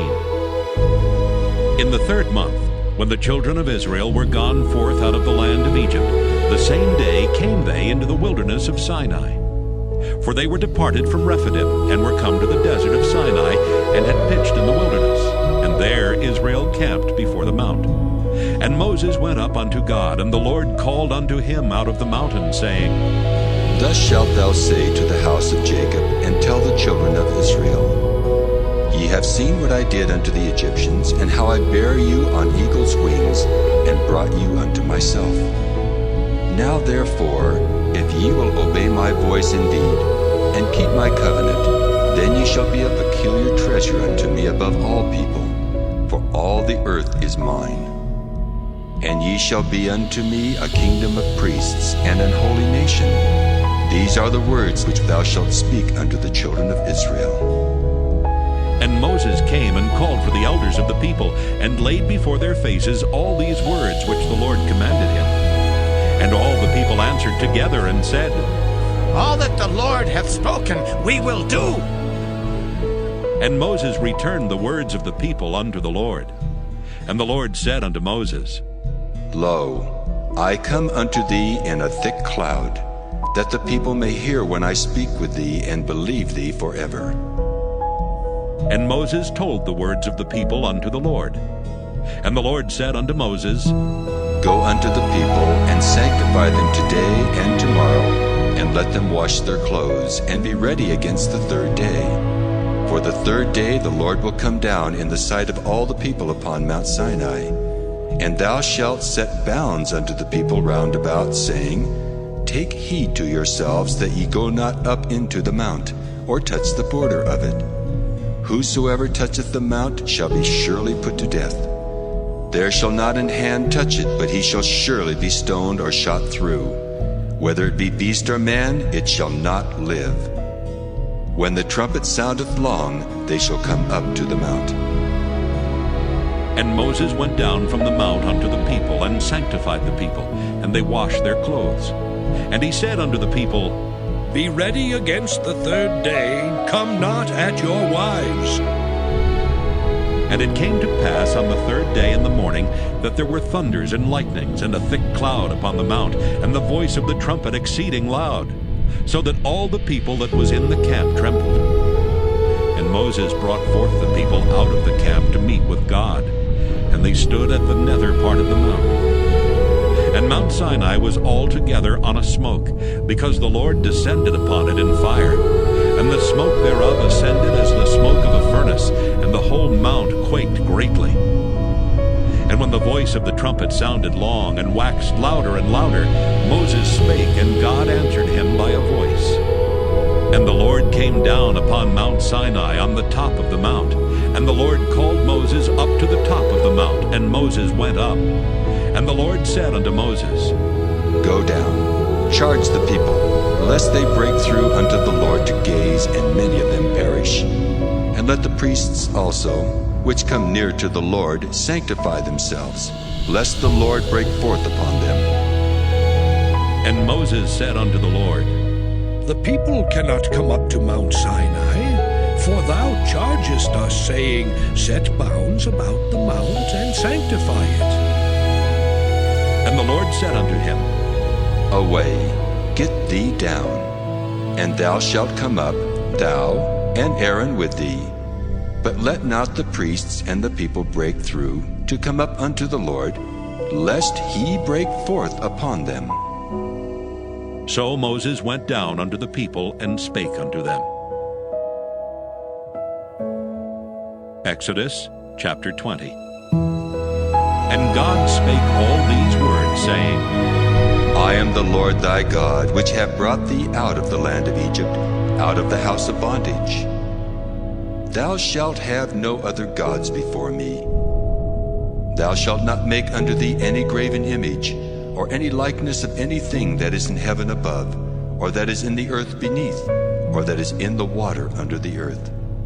Thou shalt not bow down thyself to them, nor serve them. For I, the Lord thy God, am a jealous God, visiting the iniquity of the fathers upon the children unto the third and fourth generation of them that hate me, and showing mercy unto thousands of them that love me and keep my commandments. Thou shalt not take the name of the Lord thy God in vain, for the Lord will not hold him guiltless that taketh his name in vain. Remember the Sabbath day to keep it holy. 6 days shalt thou labor and do all thy work. But the seventh day is the Sabbath of the Lord thy God. In it thou shalt not do any work, thou, nor thy son, nor thy daughter, thy manservant, nor thy maidservant, nor thy cattle, nor thy stranger that is within thy gates. For in 6 days the Lord made heaven and earth, the sea, and all that in them is, and rested the seventh day. Wherefore the Lord blessed the Sabbath day, and hallowed it. Honor thy father and thy mother, that thy days may be long upon the land which the Lord thy God giveth thee. Thou shalt not kill. Thou shalt not commit adultery. Thou shalt not steal. Thou shalt not bear false witness against thy neighbor. Thou shalt not covet thy neighbor's house. Thou shalt not covet thy neighbor's wife, nor his manservant, nor his maidservant, nor his ox, nor his ass, nor anything that is thy neighbor's. And all the people saw the thunderings and the lightnings and the noise of the trumpet and the mountain smoking. And when the people saw it, they removed and stood afar off. And they said unto Moses, Speak thou with us, and we will hear, but let not God speak with us, lest we die. And Moses said unto the people, Fear not, for God is come to prove you, and that his fear may be before your faces, that ye sin not. And the people stood afar off, and Moses drew near unto the thick darkness where God was. And the Lord said unto Moses, Thus thou shalt say unto the children of Israel, Ye have seen that I have talked with you from heaven. Ye shall not make with me gods of silver, neither shall ye make unto you gods of gold. An altar of earth thou shalt make unto me, and shalt sacrifice thereon thy burnt offerings, and thy peace offerings, thy sheep and thine oxen. In all places where I record my name, I will come unto thee, and I will bless thee. And if thou wilt make me an altar of stone, thou shalt not build it of hewn stone. For if thou lift up thy tool upon it, thou hast polluted it. Neither shalt thou go up by steps unto mine altar, that thy nakedness be not discovered thereon. Exodus chapter 21. Now these are the judgments which thou shalt set before them. If thou buy an Hebrew servant, 6 years he shall serve, and in the 7th he shall go out free for nothing. If he came in by himself, he shall go out by himself. If he were married, then his wife shall go out with him. If his master have given him a wife, and she have borne him sons or daughters, the wife and her children shall be her master's, and he shall go out by himself. And if the servant shall plainly say, I love my master, my wife and my children, I will not go out free, Then his master shall bring him unto the judges. He shall also bring him to the door, or unto the door post. And his master shall bore his ear through with an awl, and he shall serve him forever. And if a man sell his daughter to be a maidservant, she shall not go out as the menservants do. If she please not her master, who hath betrothed her to himself, then shall he let her be redeemed. To sell her unto a strange nation he shall have no power, seeing he hath dealt deceitfully with her. And if he have betrothed her unto his son, he shall deal with her after the manner of daughters. If he take him another wife, her food, her raiment, and her duty of marriage shall he not diminish. And if he do not these three unto her, then shall she go out free without money. He that smiteth a man so that he die shall be surely put to death. And if a man lie not in wait, but God deliver him into his hand, then I will appoint thee a place whither he shall flee. But if a man come presumptuously upon his neighbor, to slay him with guile, thou shalt take him from mine altar, that he may die. And he that smiteth his father or his mother shall be surely put to death. And he that stealeth a man and selleth him, or if he be found in his hand, he shall surely be put to death. And he that curseth his father or his mother shall surely be put to death. And if men strive together, and one smite another with a stone, or with his fist, and he die not, but keepeth his bed, if he rise again, and walk abroad upon his staff, then shall he that smote him be quit. Only he shall pay for the loss of his time, and shall cause him to be thoroughly healed. And if a man smite his servant or his maid with a rod, and he die under his hand, he shall be surely punished. Notwithstanding, if he continue a day or two, he shall not be punished, for he is his money. If men strive and hurt a woman with child, so that her fruit depart from her, and yet no mischief follow, he shall be surely punished according as the woman's husband will lay upon him, and he shall pay as the judges determine. And if any mischief follow, then thou shalt give life for life, eye for eye, tooth for tooth, hand for hand, foot for foot, burning for burning, wound for wound, stripe for stripe. And if a man smite the eye of his servant, or the eye of his maid, that it perish, he shall let him go free for his eye's sake. And if he smite out his manservant's tooth, or his maidservant's tooth, he shall let him go free for his tooth's sake. If an ox gore a man or a woman, that they die, then the ox shall be surely stoned, and his flesh shall not be eaten, but the owner of the ox shall be quit. But if the ox were wont to push with his horn in time past, and it hath been testified to his owner, and he hath not kept him in, but that he hath killed a man or a woman, the ox shall be stoned, and his owner also shall be put to death. If there be laid on him a sum of money, then he shall give for the ransom of his life whatsoever is laid upon him. Whether he have gored a son, or have gored a daughter, according to this judgment shall it be done unto him.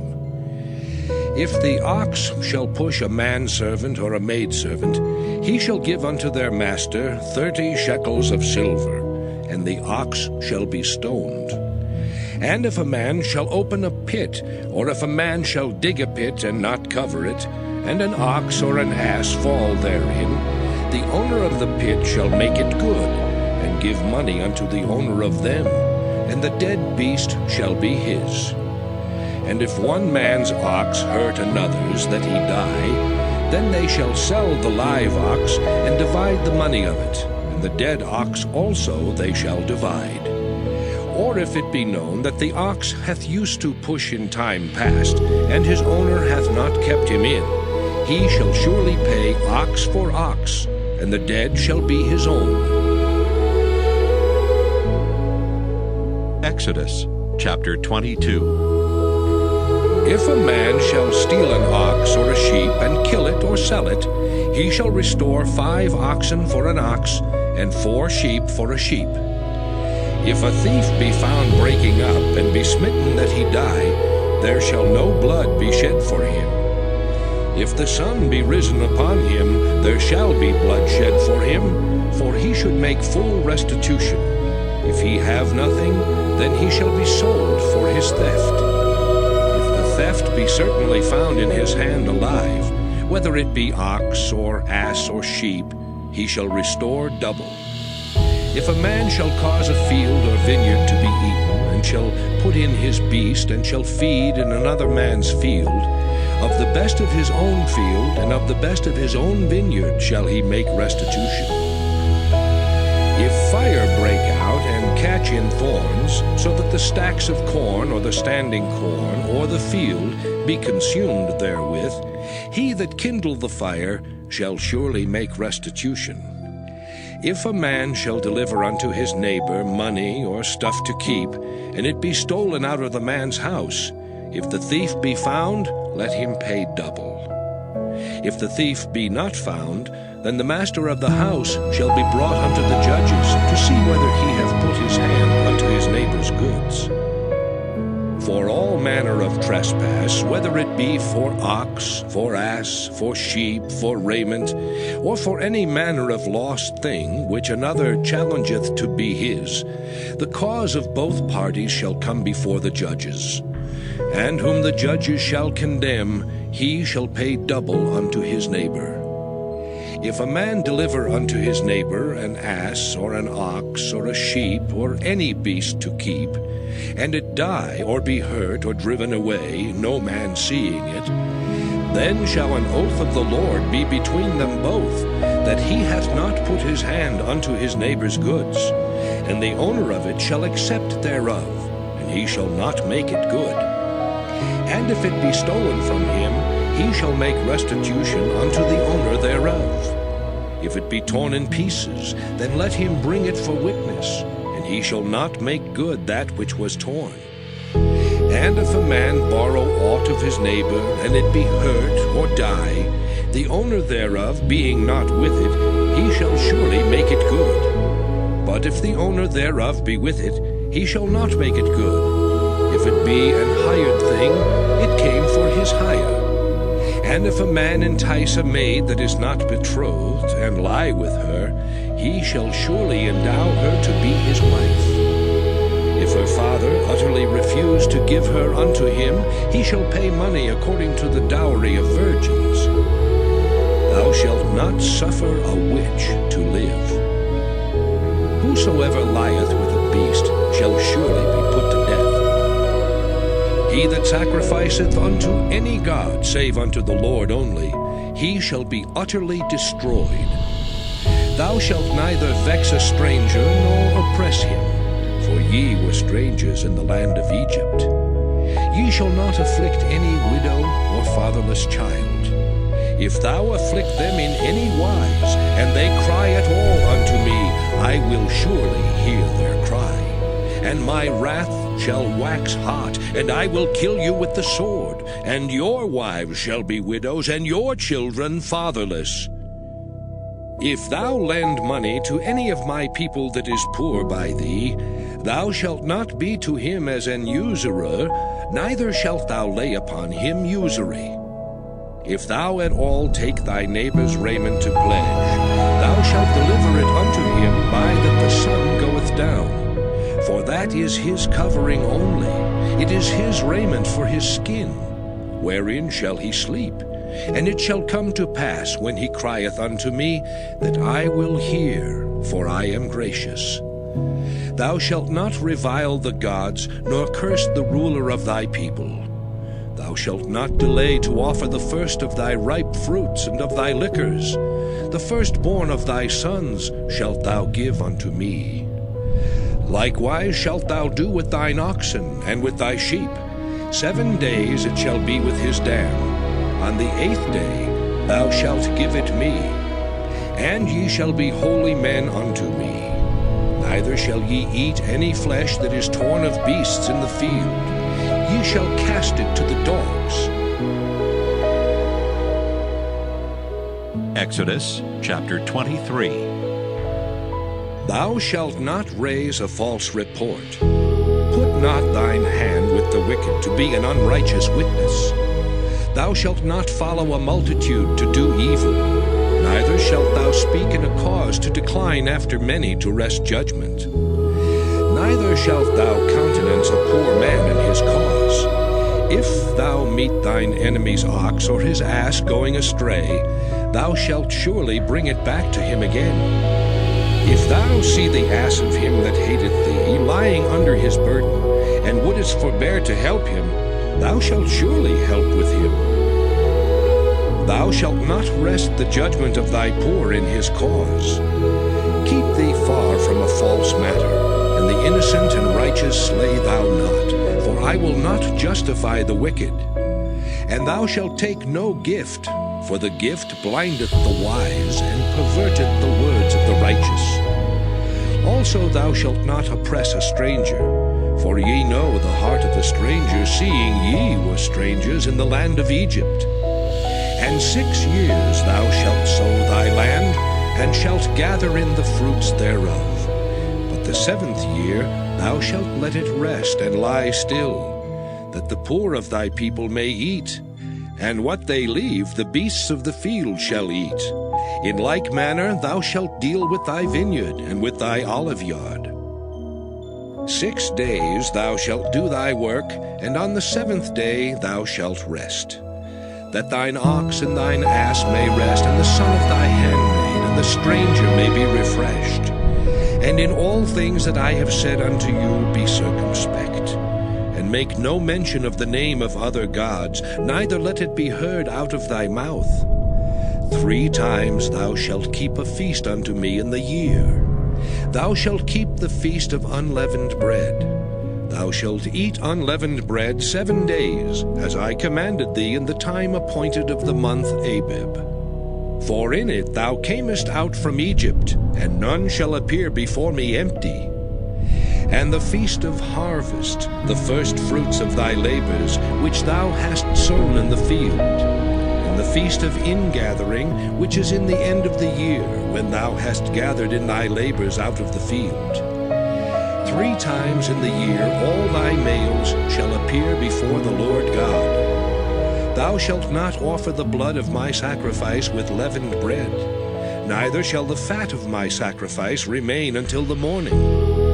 The first of the first fruits of thy land thou shalt bring into the house of the Lord thy God. Thou shalt not see the kid in his mother's milk. Behold, I send an angel before thee to keep thee in the way, and to bring thee into the place which I have prepared. Beware of him, and obey his voice. Provoke him not, for he will not pardon your transgressions, for my name is in him. But if thou shalt indeed obey his voice, and do all that I speak, then I will be an enemy unto thine enemies, and an adversary unto thine adversaries. For mine angel shall go before thee, and bring thee in unto the Amorites, and the Hittites, and the Perizzites, and the Canaanites, and Hivites, and the Jebusites, and I will cut them off. Thou shalt not bow down to their gods, nor serve them, nor do after their works, but thou shalt utterly overthrow them, and quite break down their images. And ye shall serve the Lord your God, and he shall bless thy bread and thy water, and I will take sickness away from the midst of thee. There shall nothing cast their young, nor be barren in thy land. The number of thy days I will fulfill. I will send my fear before thee, and will destroy all the people to whom thou shalt come, and I will make all thine enemies turn their backs unto thee.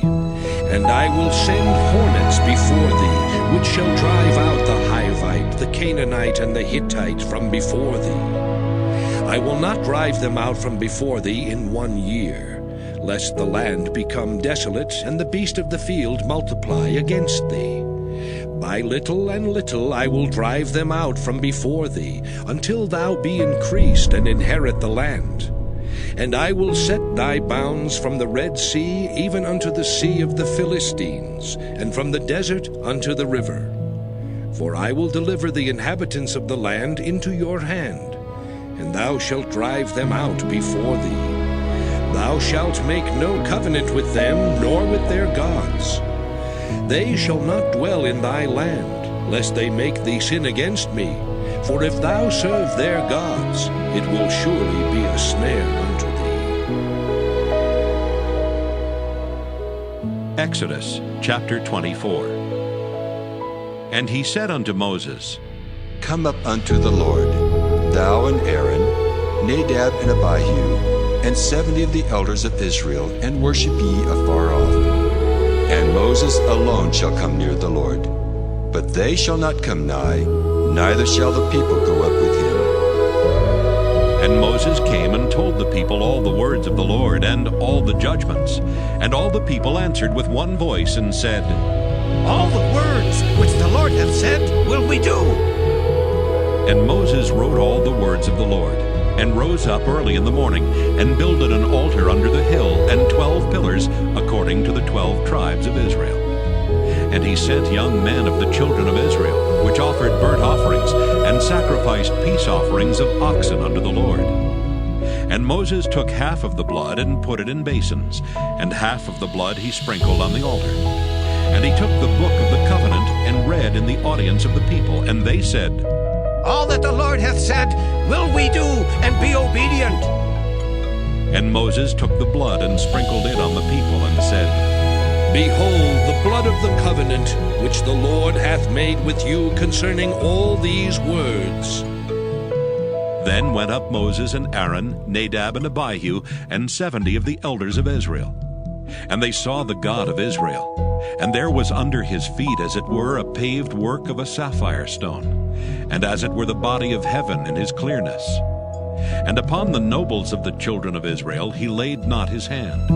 Also they saw God, and did eat and drink. And the Lord said unto Moses, Come up to me into the mount, and be there. And I will give thee tables of stone, and a law and commandments which I have written, that thou mayest teach them.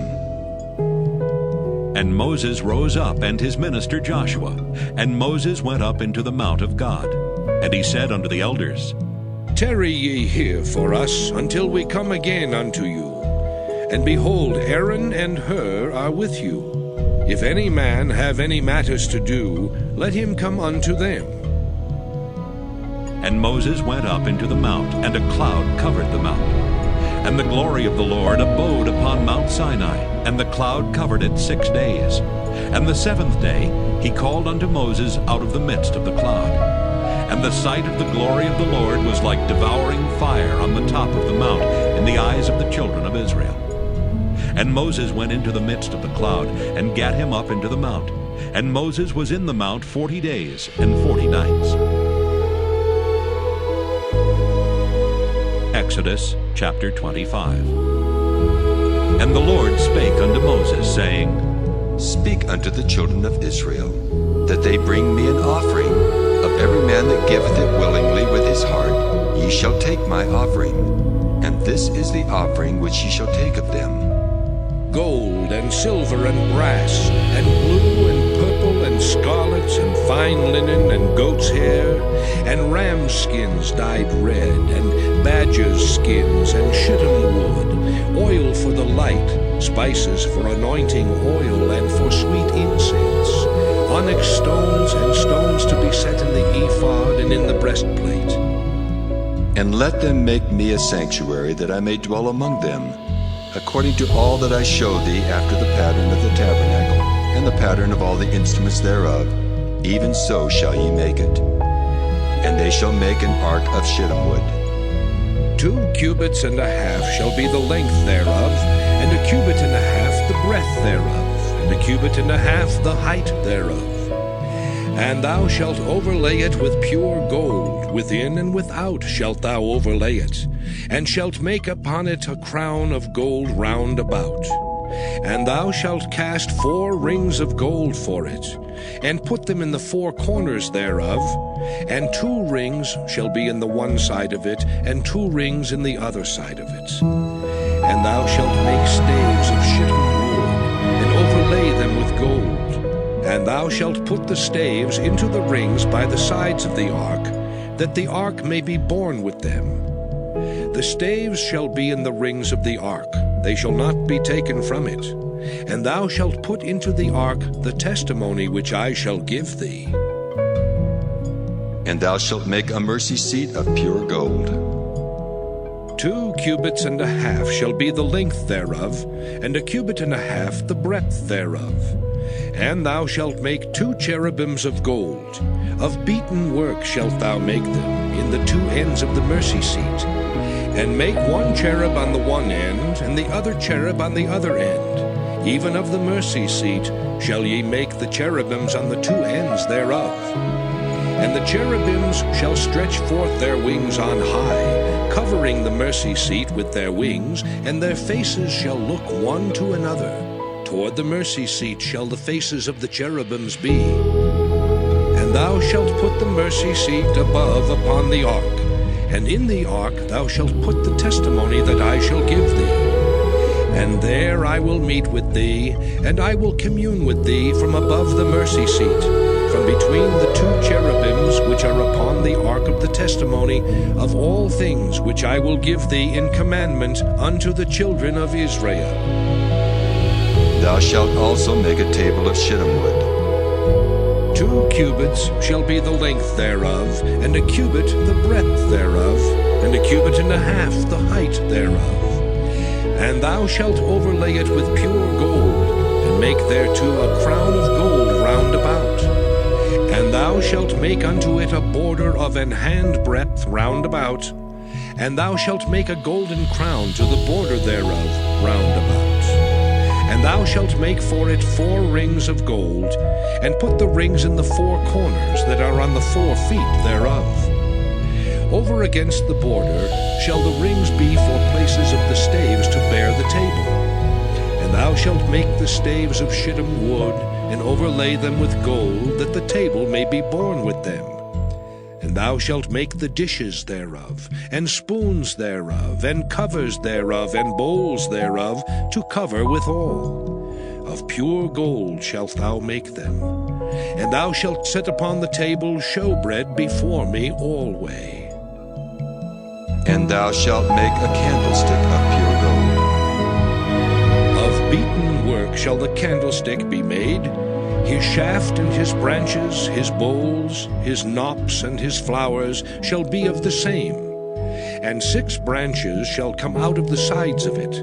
3 branches of the candlestick out of the one side, and 3 branches of the candlestick out of the other side. 3 bowls made like unto almonds, with a knop and a flower in one branch, and 3 bowls made like almonds in the other branch, with a knop and a flower. So in the 6 branches that come out of the candlestick. And in the candlestick shall be 4 bowls made like unto almonds, with their knops and their flowers. And there shall be a knop under 2 branches of the same, and a knop under 2 branches of the same, and a knop under 2 branches of the same, according to the 6 branches that proceed out of the candlestick. Their knops and their branches shall be of the same. All it shall be one beaten work of pure gold. And thou shalt make the 7 lamps thereof, and they shall light the lamps thereof, that they may give light over against it. And the tongs thereof, and the snuff dishes thereof, shall be of pure gold. Of a talent of pure gold shall he make it, with all these vessels. And look that thou make them after their pattern, which was showed thee in the mount. Exodus chapter 26. Moreover, thou shalt make the tabernacle, with 10 curtains of fine twined linen, and blue, and purple, and scarlet. With cherubims of cunning work shalt thou make them. The length of 1 curtain shall be 28 cubits, and the breadth of 1 curtain 4 cubits. And every one of the curtains shall have 1 measure. The 5 curtains shall be coupled together one to another, and other 5 curtains shall be coupled one to another. And thou shalt make loops of blue upon the edge of the one curtain from the selvage in the coupling. And likewise shalt thou make in the uttermost edge of another curtain in the coupling of the second. 50 loops shalt thou make in the one curtain, and 50 loops shalt thou make in the edge of the curtain that is in the coupling of the second, that the loops may take hold one of another. And thou shalt make 50 taches of gold, and couple the curtains together with the taches, and it shall be one tabernacle. And thou shalt make curtains of goat's hair to be a covering upon the tabernacle. 11 curtains shalt thou make. The length of one curtain shall be 30 cubits, and the breadth of one curtain 4 cubits, and the 11 curtains shall be all of one measure. And thou shalt couple 5 curtains by themselves, and 6 curtains by themselves, and shalt double the 6th curtain in the forefront of the tabernacle. And thou shalt make 50 loops on the edge of the one curtain that is outmost in the coupling, and 50 loops in the edge of the curtain which coupleth the second. And thou shalt make 50 taches of brass, and put the taches into the loops, and couple the tent together that it may be one. And the remnant that remaineth of the curtains of the tent, the half curtain that remaineth, shall hang over the backside of the tabernacle. And a cubit on the one side, and a cubit on the other side of that which remaineth in the length of the curtains of the tent, it shall hang over the sides of the tabernacle on this side and on that side, to cover it. And thou shalt make a covering for the tent of rams' skins dyed red, and a covering above of badgers' skins. And thou shalt make boards for the tabernacle of shittim wood standing up. 10 cubits shall be the length of a board, and a cubit and a half shall be the breadth of one board. 2 tenons shall there be in one board, set in order one against another. Thus shalt thou make for all the boards of the tabernacle. And thou shalt make the boards for the tabernacle, 20 boards on the south side southward.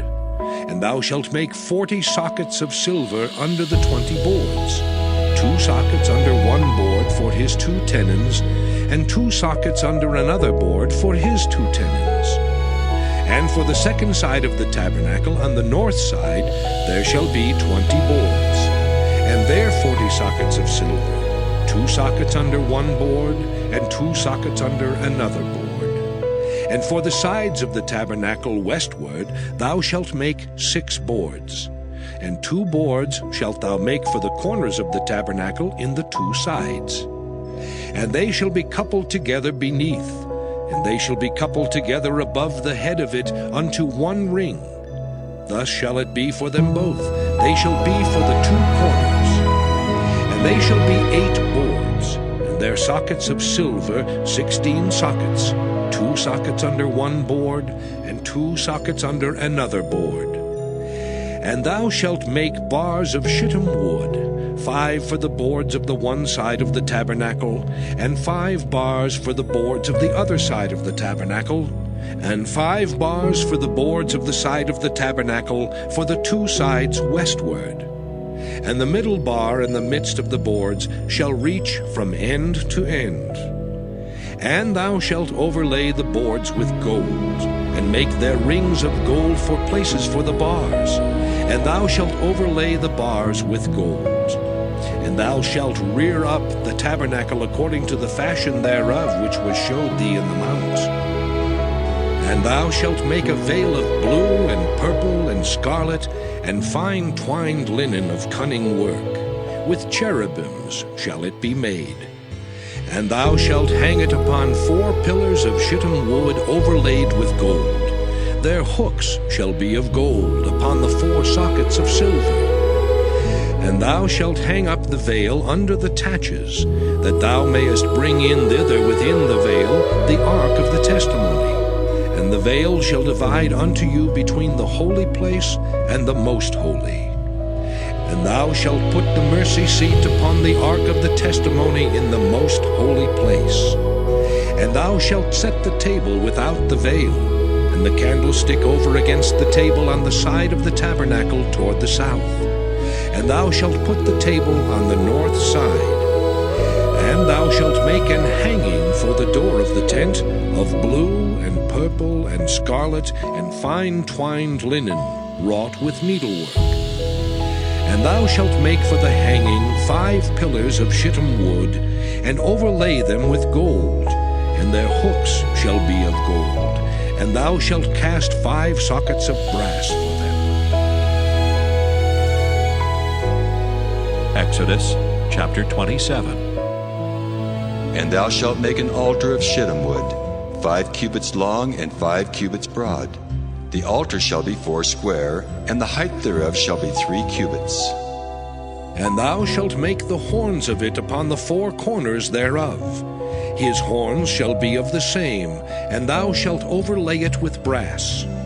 And thou shalt make his pans to receive his ashes, and his shovels, and his basins, and his flesh hooks, and his fire pans.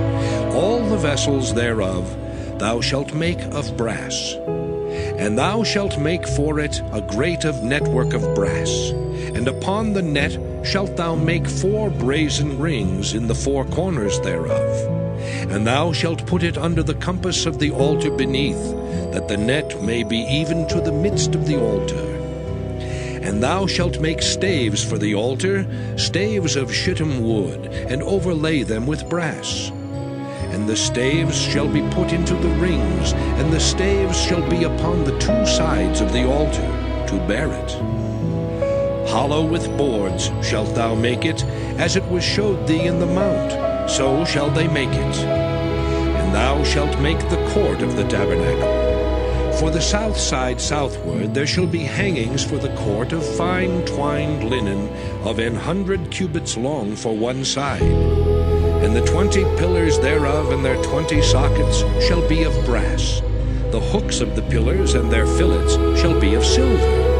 And likewise for the north side in length there shall be hangings of 100 cubits long, and his 20 pillars and their 20 sockets of brass, the hooks of the pillars and their fillets of silver.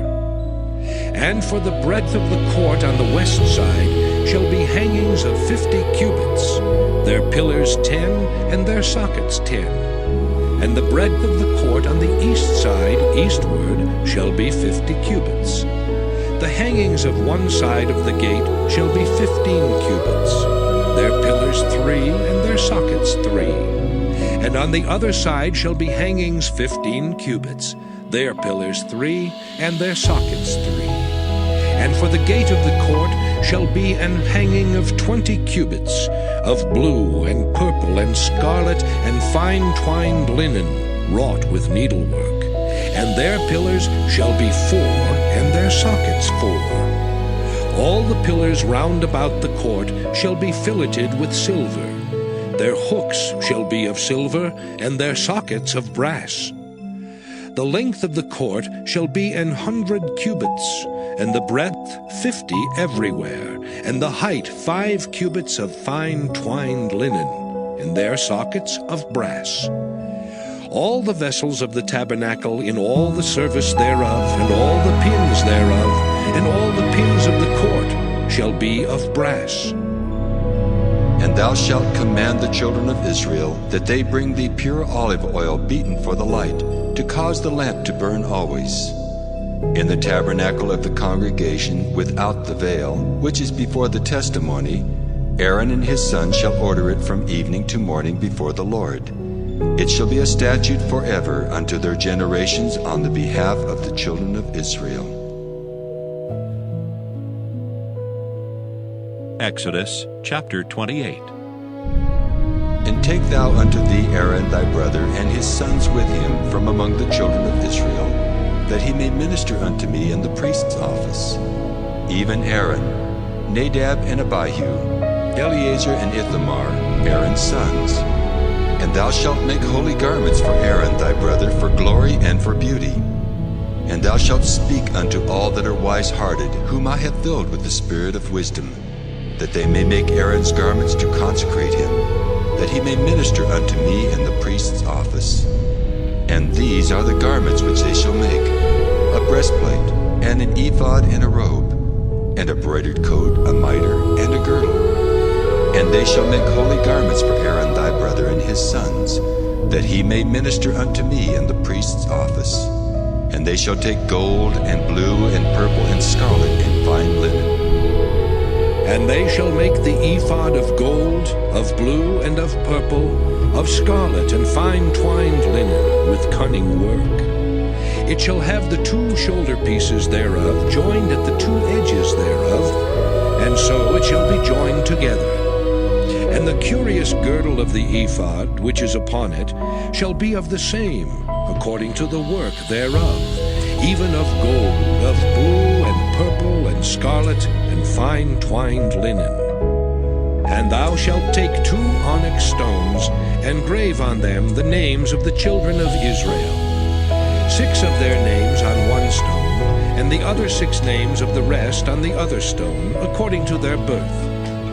With the work of an engraver in stone, like the engravings of a signet, shalt thou engrave the 2 stones with the names of the children of Israel. Thou shalt make them to be set in ouches of gold. And thou shalt put the 2 stones upon the shoulders of the ephod for stones of memorial unto the children of Israel. And Aaron shall bear their names before the Lord upon his 2 shoulders for a memorial. And thou shalt make ouches of gold, and 2 chains of pure gold at the ends. Of wreathen work shalt thou make them, and fasten the wreathen chains to the ouches. And thou shalt make the breastplate of judgment with cunning work. After the work of the ephod thou shalt make it. Of gold, of blue, and of purple, and of scarlet, and of fine twined linen shalt thou make it. 4 it shall be, being doubled. A span shall be the length thereof, and a span shall be the breadth thereof. And thou shalt set it in settings of stones, even 4 rows of stones. The first row shall be a sardius, a topaz, and a carbuncle. This shall be the first row. And the second row shall be an emerald, a sapphire, and a diamond. And the third row a ligure, an agate, and an amethyst. And the 4th row a beryl, and an onyx, and a jasper. They shall be set in gold in their enclosings. And the stones shall be with the names of the children of Israel, 12, according to their names, like the engravings of a signet. Every one with his name shall they be, according to the 12 tribes.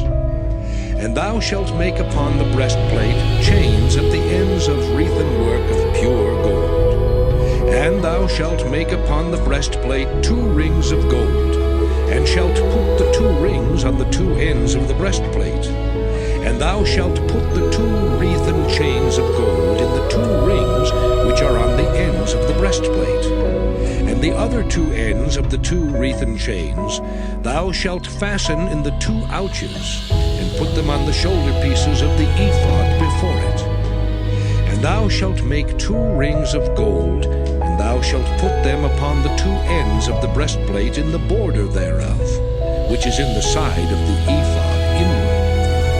And 2 other rings of gold thou shalt make, and shalt put them on the 2 sides of the ephod underneath, toward the forepart thereof, over against the other coupling thereof, above the curious girdle of the ephod.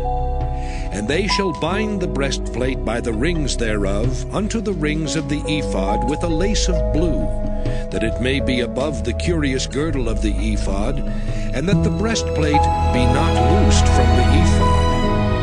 And Aaron shall bear the names of the children of Israel in the breastplate of judgment upon his heart, when he goeth in unto the holy place for a memorial before the Lord continually. And thou shalt put in the breastplate of judgment, the Urim and the Thummim, and they shall be upon Aaron's heart when he goeth in before the Lord. And Aaron shall bear the judgment of the children of Israel upon his heart before the Lord continually. And thou shalt make the robe of the ephod all of blue, and there shall be an hole in the top of it, in the midst thereof. It shall have a binding of woven work round about the whole of it, as it were the whole of an habergeon, that it be not rent. And beneath upon the hem of it thou shalt make pomegranates of blue, and of purple, and of scarlet, round about the hem thereof, and bells of gold between them round about. A golden bell and a pomegranate, a golden bell and a pomegranate, upon the hem of the robe round about. And it shall be upon Aaron to minister, and his sound shall be heard when he goeth in unto the holy place before the Lord, and when he cometh out, that he die not. And thou shalt make a plate of pure gold, and grave upon it, like the engravings of a signet, Holiness to the Lord. And thou shalt put it on a blue lace, that it may be upon the mitre, upon the forefront of the mitre it shall be. And it shall be upon Aaron's forehead, that Aaron may bear the iniquity of the holy things which the children of Israel shall hallow in all their holy gifts. And it shall be always upon his forehead, that they may be accepted before the Lord. And thou shalt embroider the coat of fine linen, and thou shalt make the mitre of fine linen, and thou shalt make the girdle of needlework. And for Aaron's sons thou shalt make coats, and thou shalt make for them girdles, and bonnets shalt thou make for them, for glory and for beauty. And thou shalt put them upon Aaron thy brother, and his sons with him, and shalt anoint them, and consecrate them, and sanctify them, that they may minister unto me in the priest's office. And thou shalt make them linen breeches to cover their nakedness. From the loins even unto the thighs they shall reach. And they shall be upon Aaron and upon his sons when they come in unto the tabernacle of the congregation, or when they come near unto the altar to minister in the holy place, that they bear not iniquity and die. It shall be a statute forever unto him and his seed after him. Exodus chapter 29. And this is the thing that thou shalt do unto them to hallow them, to minister unto me in the priest's office. Take 1 young bullock and 2 rams without blemish, and unleavened bread and cakes unleavened, tempered with oil, and wafers unleavened, anointed with oil. Of wheaten flour shalt thou make them.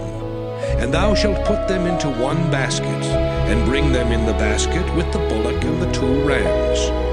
And Aaron and his sons thou shalt bring unto the door of the tabernacle of the congregation, and shalt wash them with water. And thou shalt take the garments, and put upon Aaron the coat, and the robe of the ephod, and the breastplate, and gird him with the curious girdle of the ephod. And thou shalt put the mitre upon his head, and put the holy crown upon the mitre.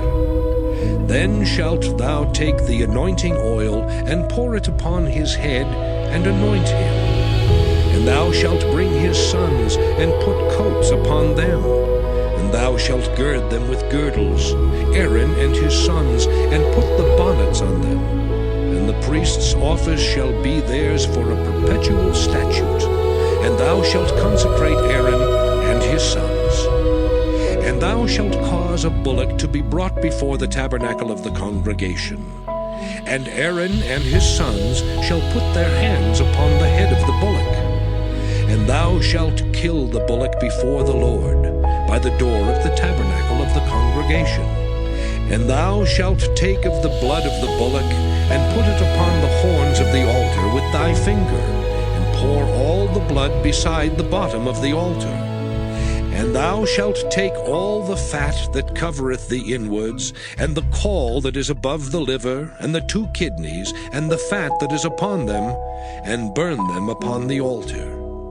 But the flesh of the bullock, and his skin, and his dung, shalt thou burn with fire without the camp. It is a sin offering. Thou shalt also take 1 ram, and Aaron and his sons shall put their hands upon the head of the ram.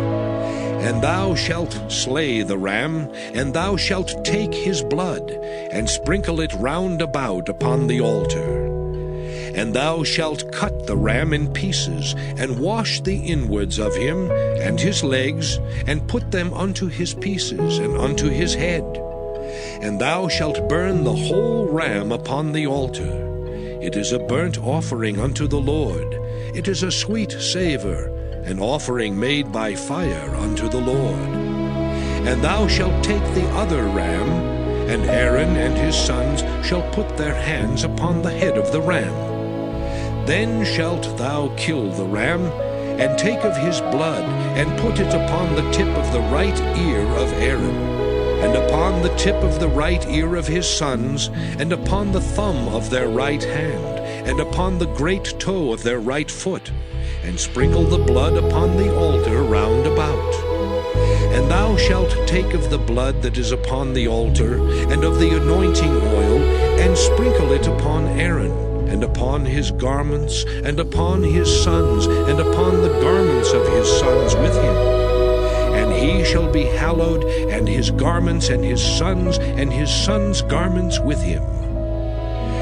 Also thou shalt take of the ram the fat and the rump, and the fat that covereth the inwards, and the caul above the liver, and the 2 kidneys, and the fat that is upon them, and the right shoulder, for it is a ram of consecration. And 1 loaf of bread, and 1 cake of oiled bread, and 1 wafer out of the basket of the unleavened bread that is before the Lord.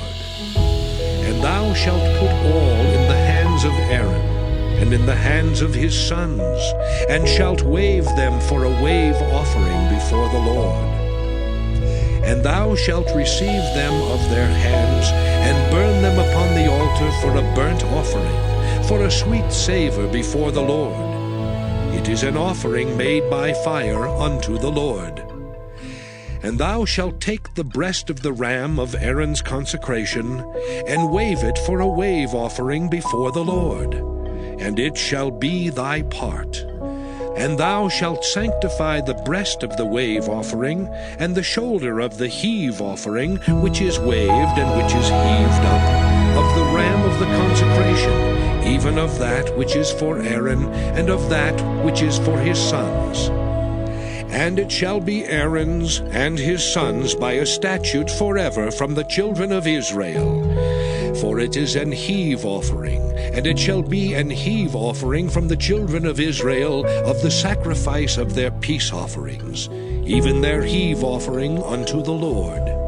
And the holy garments of Aaron shall be his sons after him, to be anointed therein and to be consecrated in them.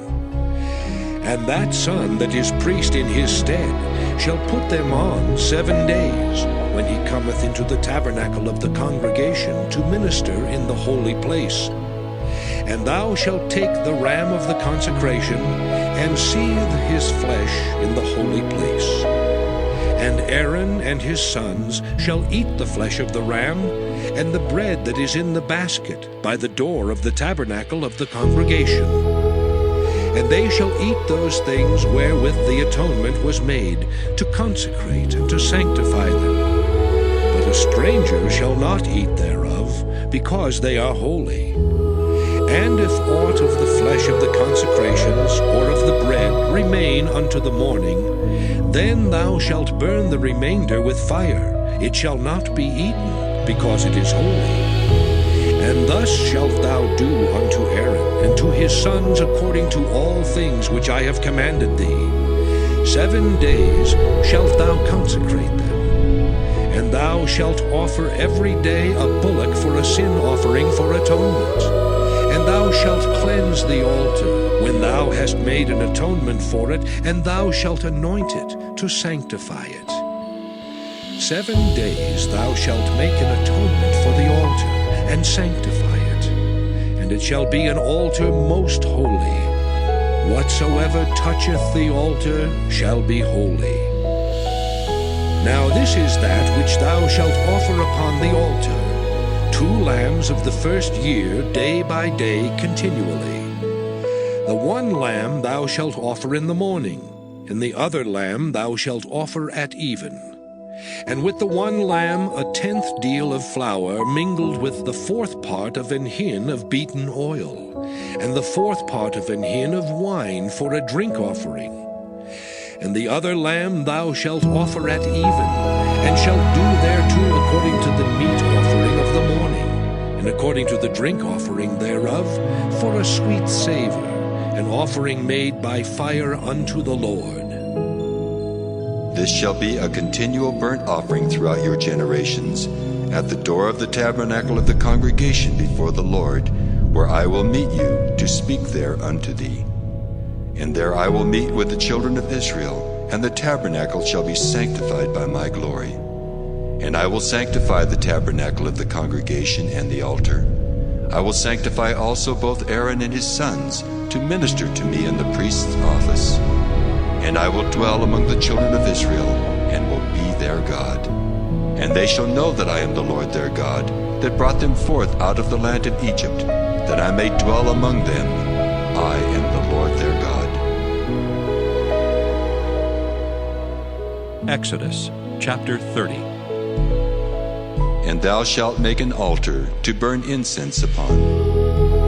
Of shittim wood shalt thou make it.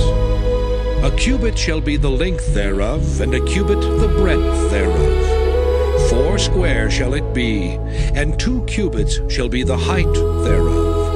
The horns thereof shall be of the same, and thou shalt overlay it with pure gold, the top thereof and the sides thereof round about, and the horns thereof, and thou shalt make unto it a crown of gold round about. And 2 golden rings shalt thou make to it under the crown of it, by the 2 corners thereof, upon the 2 sides of it shalt thou make it, and they shall be for places for the staves to bear it withal. And thou shalt make the staves of shittim wood, and overlay them with gold. And thou shalt put it before the veil that is by the ark of the testimony, before the mercy seat that is over the testimony, where I will meet with thee. And Aaron shall burn thereon sweet incense every morning. When he dresseth the lamps, he shall burn incense upon it. And when Aaron lighteth the lamps at even, he shall burn incense upon it, a perpetual incense before the Lord throughout your generations. Ye shall offer no strange incense thereon, nor burnt sacrifice, nor meat offering. Neither shall ye pour drink offering thereon. And Aaron shall make an atonement upon the horns of it once in a year with the blood of the sin offering of atonements. Once in the year shall he make atonement upon it throughout your generations. It is most holy unto the Lord. And the Lord spake unto Moses, saying, When thou takest the sum of the children of Israel after their number, then shall they give every man a ransom for his soul unto the Lord, when thou numberest them. That there be no plague among them when thou numberest them. This they shall give every one that passeth among them that are numbered, 1/2 shekel after the shekel of the sanctuary. A shekel is 20 gerahs, and 1/2 shekel shall be the offering of the Lord. Every one that passeth among them that are numbered, from 20 years old and above, shall give an offering unto the Lord. The rich shall not give more, and the poor shall not give less than 1/2 shekel when they give an offering unto the Lord, to make an atonement for your souls. And thou shalt take the atonement money of the children of Israel, and shalt appoint it for the service of the tabernacle of the congregation, that it may be a memorial unto the children of Israel before the Lord, to make an atonement for your souls. And the Lord spake unto Moses, saying, Thou shalt also make a laver of brass, and his foot also of brass to wash withal. And thou shalt put it between the tabernacle of the congregation and the altar, and thou shalt put water therein. For Aaron and his sons shall wash their hands and their feet thereat. When they go into the tabernacle of the congregation, they shall wash with water, that they die not. Or when they come near to the altar to minister, to burn offering made by fire unto the Lord. So they shall wash their hands and their feet, that they die not. and it shall be a statute forever to them, even to him and to his seed throughout their generations. Moreover, the Lord spake unto Moses, saying, Take thou also unto thee principal spices. Of pure myrrh 500 shekels, and of sweet cinnamon half so much, even 250 shekels, and of sweet calamus 250 shekels, and of cassia 500 shekels, after the shekel of the sanctuary, and of oil, olive, and hin. And thou shalt make it an oil of holy ointment, an ointment compound after the art of the apothecary. It shall be an holy anointing oil. And thou shalt anoint the tabernacle of the congregation therewith, and the ark of the testimony, and the table and all his vessels, and the candlestick and his vessels, and the altar of incense, and the altar of burnt offering with all his vessels, and the laver and his foot. And thou shalt sanctify them, that they may be most holy. Whatsoever toucheth them shall be holy. And thou shalt anoint Aaron and his sons, and consecrate them, that they may minister unto me in the priest's office. And thou shalt speak unto the children of Israel, saying, This shall be an holy anointing oil unto me throughout your generations. Upon man's flesh shall it not be poured, neither shall ye make any other like it, after the composition of it. It is holy, and it shall be holy unto you. Whosoever compoundeth any like it, or whosoever putteth any of it upon a stranger, shall even be cut off from his people. And the Lord said unto Moses, Take unto thee sweet spices, stachy, and onycha, and galbanum. These sweet spices with pure frankincense, of each shall there be a like weight.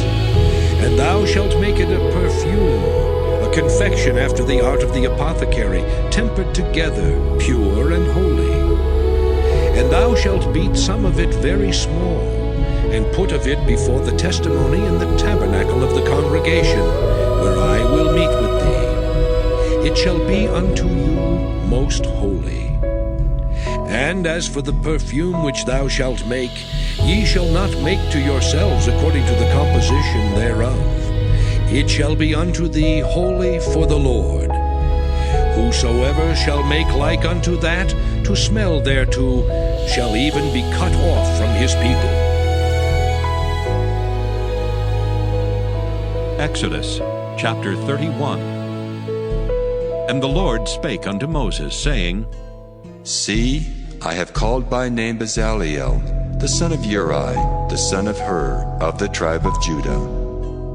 And I have filled him with the Spirit of God, in wisdom and in understanding, and in knowledge and in all manner of workmanship, to devise cunning works, to work in gold and in silver and in brass, and in cutting of stones to set them, and in carving of timber, to work in all manner of workmanship.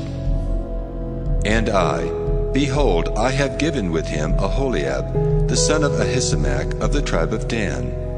And in the hearts of all that are wise-hearted, I have put wisdom, that they may make all that I have commanded thee. The tabernacle of the congregation, and the ark of the testimony, and the mercy seat that is thereupon, and all the furniture of the tabernacle, and the table and his furniture, and the pure candlestick with all his furniture, and the altar of incense, and the altar of burnt offering with all his furniture, and the laver and his foot, and the cloths of service, and the holy garments for Aaron the priest, and the garments of his sons to minister in the priest's office. And the anointing oil, and sweet incense for the holy place, according to all that I have commanded thee shall they do. And the Lord spake unto Moses, saying, Speak thou also unto the children of Israel, saying, Verily my Sabbaths ye shall keep, for it is a sign between me and you throughout your generations, that ye may know that I am the Lord that doth sanctify you. Ye shall keep the Sabbath therefore, for it is holy unto you. Every one that defileth it shall surely be put to death. For whosoever doeth any work therein, that soul shall be cut off from among his people. 6 days may work be done, but in the 7th is the Sabbath of rest, holy to the Lord. Whosoever doeth any work in the Sabbath day, he shall surely be put to death. Wherefore the children of Israel shall keep the Sabbath, to observe the Sabbath throughout their generations, for a perpetual covenant. It is a sign between me and the children of Israel forever. For in 6 days the Lord made heaven and earth, and on the 7th day he rested, and was refreshed. And he gave unto Moses, when he had made an end of communing with him upon Mount Sinai, 2 tables of testimony, tables of stone, written with the finger of God. Exodus chapter 32. And when the people saw that Moses delayed to come down out of the mount, the people gathered themselves together unto Aaron, and said unto him, Up, make us gods which shall go before us. For as for this Moses, the man that brought us up out of the land of Egypt, we wot not what has become of him. And Aaron said unto them, Break off the golden earrings which are in the ears of your wives, of your sons, and of your daughters, and bring them unto me. And all the people brake off the golden earrings which were in their ears, and brought them unto Aaron. And he received them at their hand, and fashioned it with a graving tool, after he had made it a molten calf. And they said, These be thy gods, O Israel, which brought thee up out of the land of Egypt. And when Aaron saw it, he built an altar before it. And Aaron made proclamation, and said, Tomorrow is a feast to the Lord. And they rose up early on the morrow, and offered burnt offerings, and brought peace offerings. And the people sat down to eat and to drink, and rose up to play.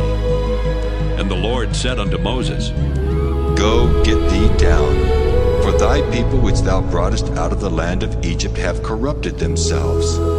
They have turned aside quickly out of the way which I commanded them. They have made them a molten calf, and have worshipped it, and have sacrificed thereunto, and said, These be thy gods, O Israel, which have brought thee up out of the land of Egypt. And the Lord said unto Moses, I have seen this people, and behold, it is a stiff-necked people. Now therefore let me alone, that my wrath may wax hot against them, and that I may consume them. And I will make of thee a great nation. And Moses besought the Lord his God, and said, Lord, why doth thy wrath wax hot against thy people, which thou hast brought forth out of the land of Egypt with great power and with a mighty hand? Wherefore should the Egyptians speak and say, For mischief did he bring them out, to slay them in the mountains, and to consume them from the face of the earth? Turn from thy fierce wrath, and repent of this evil against thy people.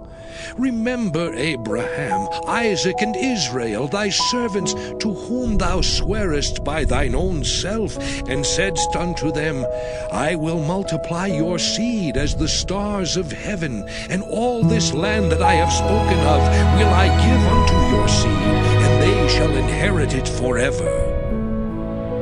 And the Lord repented of the evil which he thought to do unto his people. And Moses turned and went down from the mount, and the 2 tables of the testimony were in his hand. The tables were written on both their sides. On the one side and on the other were they written. And the tables were the work of God, and the writing was the writing of God, graven upon the tables. And when Joshua heard the noise of the people as they shouted, he said unto Moses, There is a noise of war in the camp. And he said, It is not the voice of them that shout for mastery, neither is it the voice of them that cry for being overcome, but the noise of them that sing do I hear. And it came to pass, as soon as he came nigh unto the camp, that he saw the calf and the dancing. And Moses' anger waxed hot, and he cast the tables out of his hands, and brake them beneath the mount. And he took the calf which they had made, and burnt it in the fire, and ground it to powder, and strawed it upon the water, and made the children of Israel drink of it. And Moses said unto Aaron, What did this people unto thee, that thou hast brought so great a sin upon them? And Aaron said, Let not the anger of my Lord wax hot. Thou knowest the people that they are set on mischief. For they said unto me, Make us gods, which shall go before us. For as for this Moses, the man that brought us up out of the land of Egypt, we wot not what is become of him. And I said unto them, Whosoever hath any gold, let them break it off. So they gave it me. Then I cast it into the fire, and there came out this calf. And when Moses saw that the people were naked, for Aaron had made them naked unto their shame among their enemies, then Moses stood in the gate of the camp and said, Who is on the Lord's side? Let him come unto me. And all the sons of Levi gathered themselves together unto him.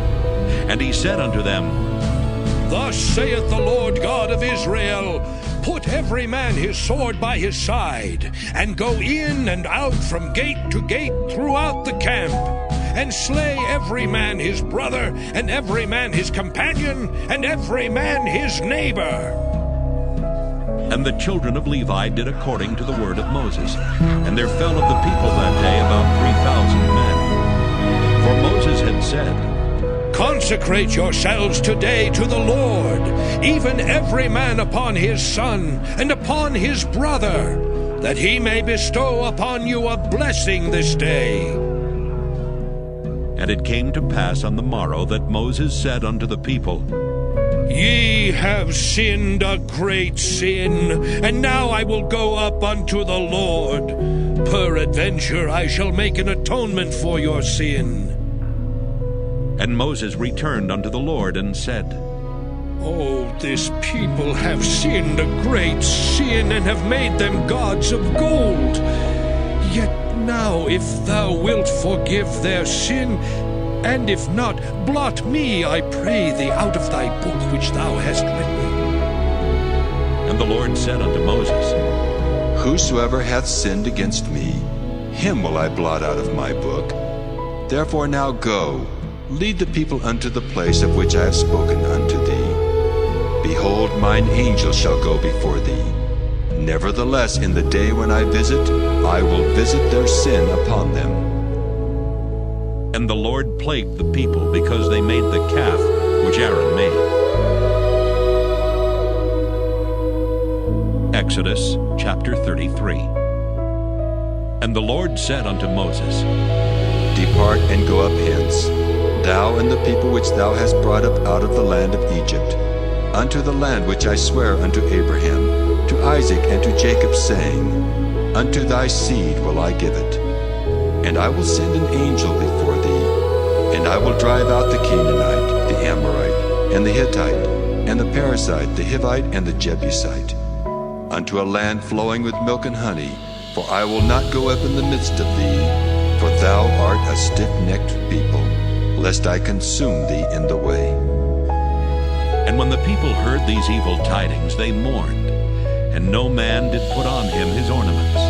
For the Lord had said unto Moses, Say unto the children of Israel, Ye are a stiff-necked people. I will come up into the midst of thee in a moment, and consume thee. Therefore now put off thine ornaments from thee, that I may know what to do unto thee. And the children of Israel stripped themselves of their ornaments by the Mount Horeb. And Moses took the tabernacle, and pitched it without the camp, afar off from the camp, and called it the tabernacle of the congregation. And it came to pass that every one which sought the Lord went out unto the tabernacle of the congregation, which was without the camp. And it came to pass, when Moses went out unto the tabernacle, that all the people rose up, and stood every man at his tent door, and looked after Moses until he was gone into the tabernacle. And it came to pass, as Moses entered into the tabernacle, the cloudy pillar descended, and stood at the door of the tabernacle. and the Lord talked with Moses. And all the people saw the cloudy pillar stand at the tabernacle door. And all the people rose up and worshipped, every man in his tent door. And the Lord spake unto Moses face to face, as a man speaketh unto his friend. And he turned again into the camp. But his servant Joshua, the son of Nun, a young man, departed not out of the tabernacle. And Moses said unto the Lord, See, thou sayest unto me, Bring up this people, and thou hast not let me know whom thou wilt send with me. Yet thou hast said, I know thee by name, and thou hast also found grace in my sight. Now therefore I pray thee, if I have found grace in thy sight, show me now thy way, that I may know thee, that I may find grace in thy sight, and consider that this nation is thy people. And he said, My presence shall go with thee, and I will give thee rest. And he said unto him, If thy presence go not with me, carry us not up hence. For wherein shall it be known here that I and thy people have found grace in thy sight? Is it not in that thou goest with us? So shall we be separated, I and thy people, from all the people that are upon the face of the earth. And the Lord said unto Moses, I will do this thing also that thou hast spoken, for thou hast found grace in my sight, and I know thee by name. And he said, I beseech thee, show me thy glory. And he said, I will make all my goodness pass before thee, and I will proclaim the name of the Lord before thee, and will be gracious to whom I will be gracious, and will show mercy on whom I will show mercy. And he said, Thou canst not see my face, for there shall no man see me and live. And the Lord said, Behold, there is a place by me, and thou shalt stand upon a rock. And it shall come to pass, while my glory passeth by, that I will put thee in a cleft of the rock, and will cover thee with my hand while I pass by. And I will take away mine hand, and thou shalt see my back parts, but my face shall not be seen.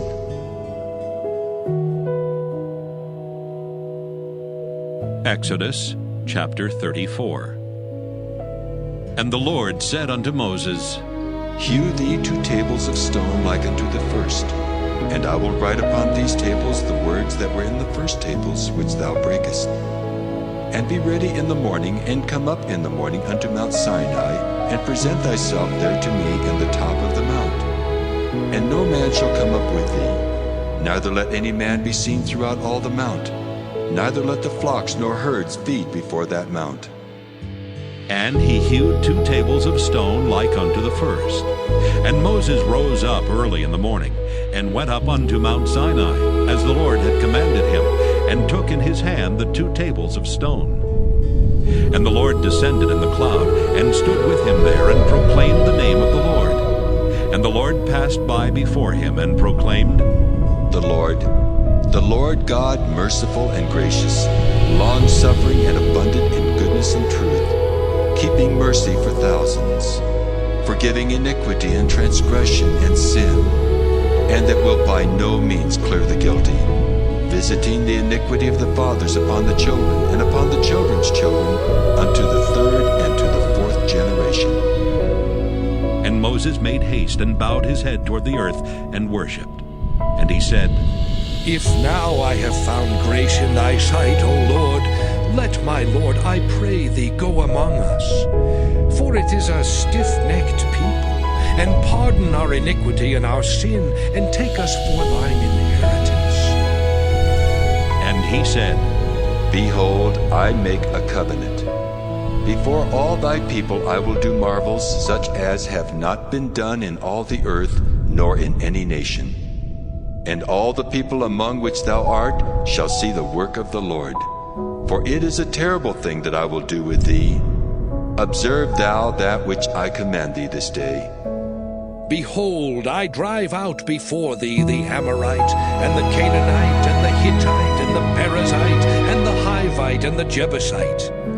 Take heed to thyself, lest thou make a covenant with the inhabitants of the land whither thou goest, lest it be for a snare in the midst of thee. But ye shall destroy their altars, break their images, and cut down their groves. For thou shalt worship no other God, for the Lord, whose name is jealous, is a jealous God. Lest thou make a covenant with the inhabitants of the land, and they go a-whoring after their gods, and do sacrifice unto their gods, and one call thee, and thou eat of his sacrifice. And thou take of their daughters unto thy sons, and their daughters go a-whoring after their gods, and make thy sons go a-whoring after their gods. Thou shalt make thee no molten gods. The feast of unleavened bread shalt thou keep. 7 days thou shalt eat unleavened bread, as I commanded thee in the time of the month Abib. For in the month Abib thou camest out from Egypt. All that openeth the matrix is mine, and every firstling among thy cattle, whether ox or sheep, that is male. But the firstling of an ass thou shalt redeem with a lamb. And if thou redeem him not, then shalt thou break his neck. All the firstborn of thy sons thou shalt redeem, and none shall appear before me empty. 6 days thou shalt work, but on the 7th day thou shalt rest. In earing time and in harvest thou shalt rest. And thou shalt observe the feast of weeks, of the first fruits of wheat harvest, and the feast of ingathering at the year's end. Thrice in the year shall all your men children appear before the Lord God, the God of Israel. For I will cast out the nations before thee, and enlarge thy borders. Neither shall any man desire thy land, when thou shalt go up to appear before the Lord thy God thrice in the year. Thou shalt not offer the blood of my sacrifice with leaven, neither shall the sacrifice of the feast of the Passover be left unto the morning. The first of the first fruits of thy land thou shalt bring unto the house of the Lord thy God. Thou shalt not see the kid in his mother's milk. And the Lord said unto Moses, Write thou these words, for after the tenor of these words I have made a covenant with thee and with Israel. And he was there with the Lord 40 days and 40 nights. He did neither eat bread nor drink water. And he wrote upon the tables the words of the covenant, the 10 commandments. And it came to pass, when Moses came down from Mount Sinai with the 2 tables of testimony in Moses' hand, when he came down from the mount, that Moses wist not that the skin of his face shone while he talked with him. And when Aaron and all the children of Israel saw Moses, behold, the skin of his face shone, and they were afraid to come nigh him. And Moses called unto them, and Aaron and all the rulers of the congregation returned unto him, and Moses talked with them. And afterward all the children of Israel came nigh, and he gave them in commandment all that the Lord had spoken with him in Mount Sinai. Until Moses had done speaking with them, he put a veil on his face.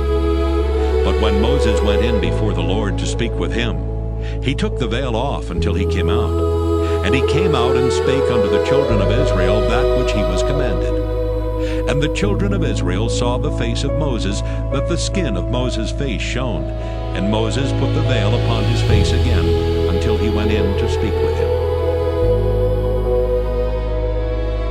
Exodus chapter 35. And Moses gathered all the congregation of the children of Israel together, and said unto them, These are the words which the Lord hath commanded, that ye should do them. 6 days shall work be done, but on the 7th day there shall be to you an holy day, a Sabbath of rest to the Lord. Whosoever doeth work therein shall be put to death. Ye shall kindle no fire throughout your habitations upon the Sabbath day. And Moses spake unto all the congregation of the children of Israel, saying, This is the thing which the Lord commanded, saying, Take ye from among you an offering unto the Lord. Whosoever is of a willing heart, let him bring it, an offering of the Lord, gold and silver and brass, and blue and purple and scarlet, and fine linen, and goat's hair, and ram's skins dyed red, and badger's skins, and shittim wood, and oil for the light, and spices for anointing oil, and for the sweet incense, and onyx stones, and stones to be set for the ephod, and for the breastplate. And every wise-hearted among you shall come and make all that the Lord hath commanded. The tabernacle, his tent and his covering, his taches and his boards, his bars, his pillars and his sockets, the ark and the staves thereof with the mercy seat and the veil of the covering, the table and his staves, and all his vessels and the showbread, the candlestick also for the light, and his furniture, and his lamps with the oil for the light, and the incense altar, and his staves, and the anointing oil, and the sweet incense, and the hanging for the door at the entering in of the tabernacle, the altar of burnt offering with his brazen grate, his staves and all his vessels, the laver and his foot, the hangings of the court, his pillars and their sockets, and the hanging for the door of the court, the pins of the tabernacle, and the pins of the court, and their cords, the cloths of service to do service in the holy place, the holy garments for Aaron the priest, and the garments of his sons to minister in the priest's office. And all the congregation of the children of Israel departed from the presence of Moses. And they came, every one whose heart stirred him up, and every one whom his spirit made willing. And they brought the Lord's offering to the work of the tabernacle of the congregation, and for all his service, and for the holy garments. And they came, both men and women, as many as were willing-hearted, and brought bracelets and earrings and rings and tablets, all jewels of gold. And every man that offered an offering of gold unto the Lord. And every man with whom was found blue and purple and scarlet and fine linen, and goat's hair and red skins of rams, and badger's skins brought them. Every one that did offer an offering of silver and brass brought the Lord's offering. And every man with whom was found shittim wood for any work of the service brought it. And all the women that were wise-hearted did spin with their hands, and brought that which they had spun, both of blue and of purple and of scarlet and of fine linen. And all the women whose heart stirred them up in wisdom spun goat's hair. And the rulers brought onyx stones, and stones to be set for the ephod, and for the breastplate, and spice and oil for the light, and for the anointing oil, and for the sweet incense. The children of Israel brought a willing offering unto the Lord, every man and woman whose heart made them willing, to bring for all manner of work, which the Lord had commanded to be made by the hand of Moses. And Moses said unto the children of Israel, See, the Lord hath called by name Bezaleel, the son of Uri, the son of Hur, of the tribe of Judah. And he hath filled him with the Spirit of God, in wisdom, in understanding, and in knowledge, and in all manner of workmanship, and to devise curious works, to work in gold, and in silver, and in brass, and in the cutting of stones, to set them, and in carving of wood, to make any manner of cunning work. And he hath put in his heart that he may teach, both he and Aholiab the son of Ahisamach, of the tribe of Dan. Them hath he filled with wisdom of heart, to work all manner of work, of the engraver, and of the cunning workman, and of the embroiderer, in blue and in purple, in scarlet and in fine linen, and of the weaver, even of them that do any work, and of those that devise cunning work. Exodus chapter 36. Then wrought Bezaleel and Aholiab, and every wise-hearted man in whom the Lord put wisdom and understanding, to know how to work all manner of work for the service of the sanctuary, according to all that the Lord had commanded. And Moses called Bezaleel and Aholiab, and every wise-hearted man in whose heart the Lord had put wisdom, even every one whose heart stirred him up, to come unto the work to do it. And they received of Moses all the offering which the children of Israel had brought for the work of the service of the sanctuary, to make it withal. And they brought yet unto him free offerings every morning. And all the wise men that wrought all the work of the sanctuary came every man from his work which they made. And they spake unto Moses, saying, The people bring much more than enough for the service of the work which the Lord commanded to make.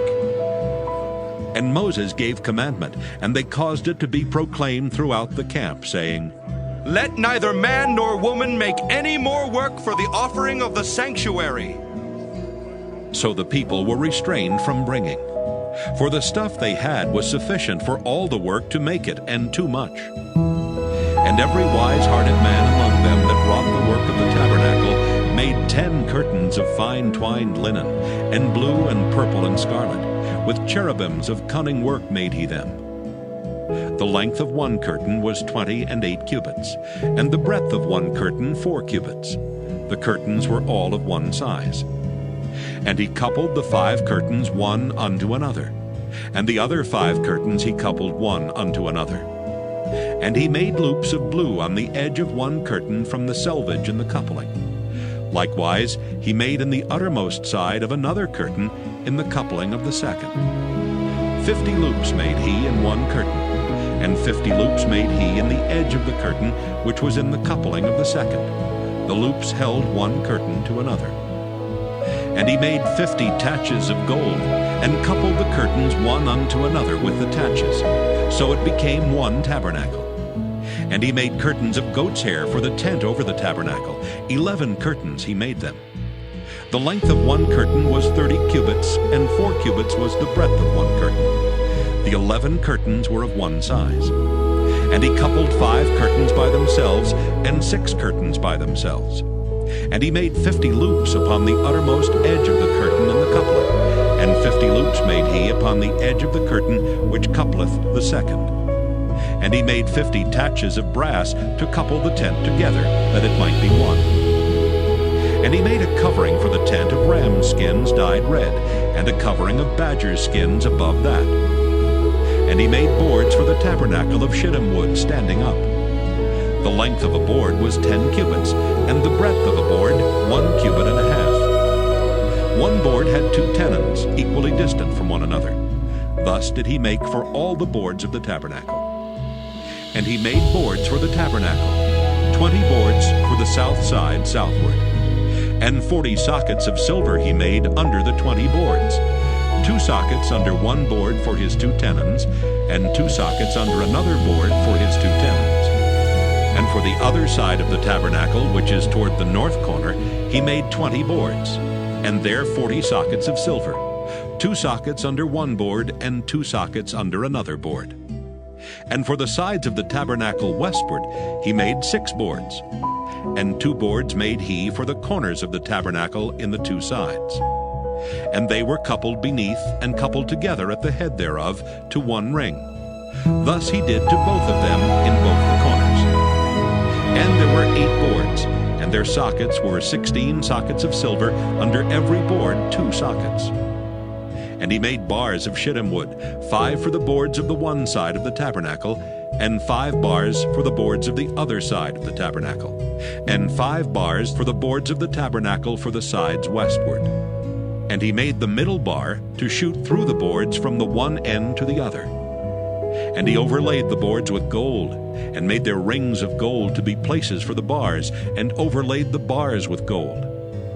And he made a veil of blue and purple and scarlet and fine twined linen, with cherubims made he it of cunning work.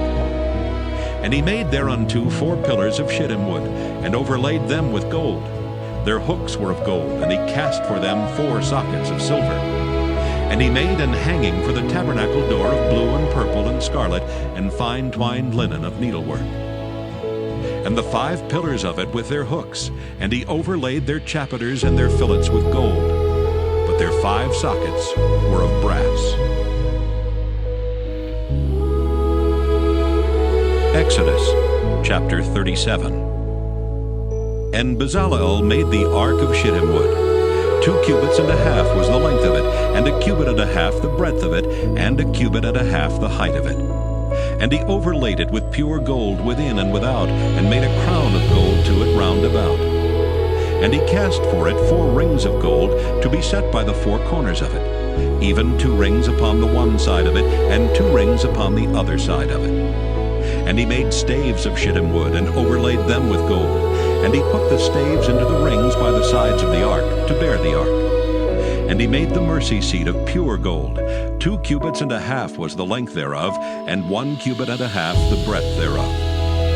And he made 2 cherubims of gold.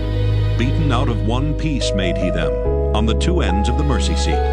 1 cherub on the end on this side, and another cherub on the other end on that side. Out of the mercy seat made he the cherubims on the 2 ends thereof. And the cherubims spread out their wings on high, and covered with their wings over the mercy seat, with their faces one to another. Even to the mercy seatward were the faces of the cherubims. And he made the table of shittim wood. 2 cubits was the length thereof, and a cubit the breadth thereof, and a cubit and a half the height thereof. And he overlaid it with pure gold, and made thereunto a crown of gold round about. Also he made thereunto a border of an handbreadth round about, and made a crown of gold for the border thereof round about. And he cast for it 4 rings of gold, and put the rings upon the 4 corners that were in the 4 feet thereof.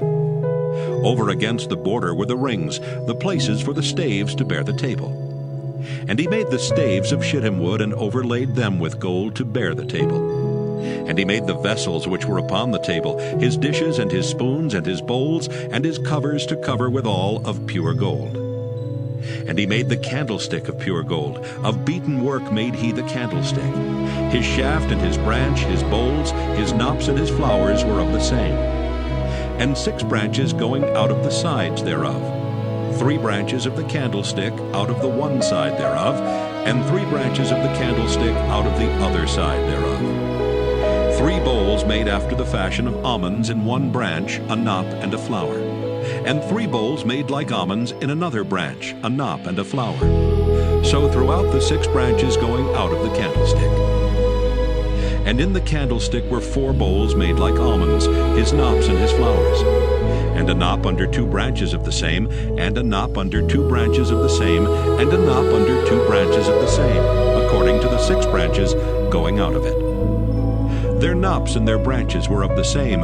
All of it was one beaten work of pure gold. And he made his 7 lamps, and his snuffers, and his snuff dishes of pure gold. Of a talent of pure gold made he it, and all the vessels thereof. And he made the incense altar of shittim wood. The length of it was a cubit, and the breadth of it a cubit. It was 4 square, and 2 cubits was the height of it. The horns thereof were of the same. And he overlaid it with pure gold, both the top of it and the sides thereof round about, and the horns of it. Also he made unto it a crown of gold round about. And he made 2 rings of gold for it under the crown thereof, by the 2 corners of it, upon the 2 sides thereof, to be places for the staves to bear it withal. And he made the staves of shittim wood, and overlaid them with gold. And he made the holy anointing oil, and the pure incense of sweet spices, according to the work of the apothecary. Exodus chapter 38. And he made the altar of burnt offering of shittim wood. 5 cubits was the length thereof, and 5 cubits the breadth thereof. It was 4 square, and 3 cubits the height thereof. And he made the horns thereof on the 4 corners of it. The horns thereof were of the same, and he overlaid it with brass. And he made all the vessels of the altar, the pots and the shovels and the basins and the flesh hooks and the fire pans. All the vessels thereof made he of brass. And he made for the altar a brazen grate of network under the compass thereof beneath unto the midst of it. And he cast 4 rings for the 4 ends of the grate of brass, to be places for the staves. And he made the staves of shittim wood, and overlaid them with brass. And he put the staves into the rings on the sides of the altar, to bear it withal. He made the altar hollow with boards. And he made the laver of brass, and the foot of it of brass, of the looking glasses of the women assembling, which assembled at the door of the tabernacle of the congregation. And he made the court. On the south side southward, the hangings of the court were of fine twined linen, 100 cubits. Their pillars were 20, and their brazen sockets 20. The hooks of the pillars and their fillets were of silver. And for the north side, the hangings were 100 cubits. Their pillars were 20, and their sockets of brass 20. The hooks of the pillars and their fillets of silver. And for the west side were hangings of 50 cubits. Their pillars 10, and their sockets 10. The hooks of the pillars and their fillets of silver. And for the east side eastward 50 cubits. The hangings of the one side of the gate were 15 cubits, their pillars 3, and their sockets 3. And for the other side of the court gate, on this hand and that hand, were hangings of 15 cubits, their pillars 3, and their sockets 3. All the hangings of the court round about were of fine twined linen. And the sockets for the pillars were of brass, the hooks of the pillars and their fillets of silver, and the overlaying of their chapiters of silver. And all the pillars of the court were filleted with silver. And the hanging for the gate of the court was needlework of blue and purple and scarlet and fine twined linen. And 20 cubits was the length, and the height and the breadth was 5 cubits, answerable to the hangings of the court. And their pillars were 4, and their sockets of brass 4, their hooks of silver, and the overlaying of their chapiters and their fillets of silver. And all the pins of the tabernacle and of the court round about were of brass.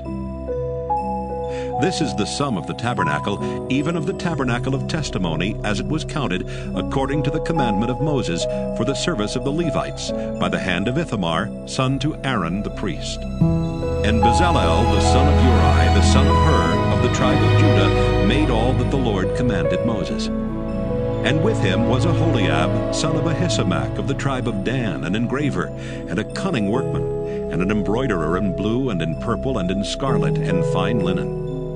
All the gold that was occupied for the work and all the work of the holy place, even the gold of the offering, was 29 talents and 730 shekels, after the shekel of the sanctuary. And the silver of them that were numbered of the congregation was 100 talents, and 1,760 shekels, after the shekel of the sanctuary.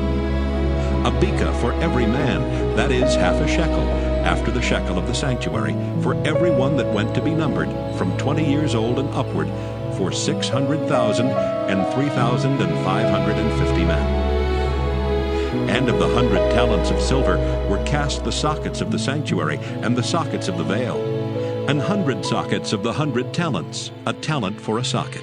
And of the 1,775 shekels, he made hooks for the pillars and overlaid their chapiters and filleted them. And the brass of the offering was 70 talents and 2,400 shekels. And therewith he made the sockets to the door of the tabernacle of the congregation, and the brazen altar, and the brazen grate for it, and all the vessels of the altar, and the sockets of the court round about, and the sockets of the court gate, and all the pins of the tabernacle, and all the pins of the court round about. Exodus chapter 39. And of the blue and purple and scarlet they made cloths of service, to do service in the holy place, and made the holy garments for Aaron, as the Lord commanded Moses. And he made the ephod of gold, blue, and purple, and scarlet, and fine twined linen. And they did beat the gold into thin plates, and cut it into wires, to work it in the blue, and in the purple, and in the scarlet, and in the fine linen, with cunning work. They made shoulder pieces for it, to couple it together. By the 2 edges was it coupled together. And the curious girdle of his ephod that was upon it was of the same, according to the work thereof, of gold, blue, and purple, and scarlet, and fine twined linen, as the Lord commanded Moses. And they wrought onyx stones enclosed in ouches of gold, graven, as signets are graven, with the names of the children of Israel. And he put them on the shoulders of the ephod, that they should be stones for a memorial to the children of Israel, as the Lord commanded Moses. And he made the breastplate of cunning work, like the work of the ephod, of gold, blue, and purple, and scarlet, and fine twined linen. It was 4 square. They made the breastplate double. A span was the length thereof, and a span the breadth thereof, being doubled. And they set in it 4 rows of stones. The first row was a sardius, a topaz, and a carbuncle. This was the first row. And the second row an emerald, a sapphire, and a diamond. And the third row a ligure, an agate, and an amethyst. And the fourth row, a beryl, an onyx, and a jasper. They were enclosed in ouches of gold in their enclosings. And the stones were according to the names of the children of Israel, 12, according to their names, like the engravings of a signet, every one with his name according to the 12 tribes. And they made upon the breastplate chains at the ends of wreathen work of pure gold. And they made 2 ouches of gold and 2 gold rings, and put the 2 rings in the 2 ends of the breastplate. And they put the 2 wreathen chains of gold and the 2 rings on the ends of the breastplate. And the 2 ends of the 2 wreathen chains they fastened in the 2 ouches, and put them on the shoulder pieces of the ephod before it. And they made 2 rings of gold, and put them on the 2 ends of the breastplate, upon the border of it, which was on the side of the ephod inward. And they made 2 other golden rings, and put them on the 2 sides of the ephod underneath, toward the forepart of it, over against the other coupling thereof, above the curious girdle of the ephod. And they did bind the breastplate by his rings under the rings of the ephod with a lace of blue, that it might be above the curious girdle of the ephod, and that the breastplate might not be loosed from the ephod, as the Lord commanded Moses. And he made the robe of the ephod of woven work, all of blue. And there was an hole in the midst of the robe as the hole of an habergeon, with a band round about the hole that it should not rend. And they made upon the hems of the robe pomegranates of blue and purple and scarlet and twined linen. And they made bells of pure gold, and put the bells between the pomegranates upon the hem of the robe, round about between the pomegranates. A bell and a pomegranate, a bell and a pomegranate, round about the hem of the robe to minister in, as the Lord commanded Moses. And they made coats of fine linen of woven work for Aaron and for his sons, and a mitre of fine linen, and goodly bonnets of fine linen, and linen breeches of fine twined linen, and a girdle of fine twined linen, and blue and purple and scarlet of needlework, as the Lord commanded Moses. And they made the plate of the holy crown of pure gold, and wrote upon it a writing, like to the engravings of a signet, Holiness to the Lord. And they tied unto it a lace of blue to fasten it on high upon the mitre, as the Lord commanded Moses. Thus was all the work of the tabernacle of the tent of the congregation finished. And the children of Israel did according to all that the Lord commanded Moses, so did they.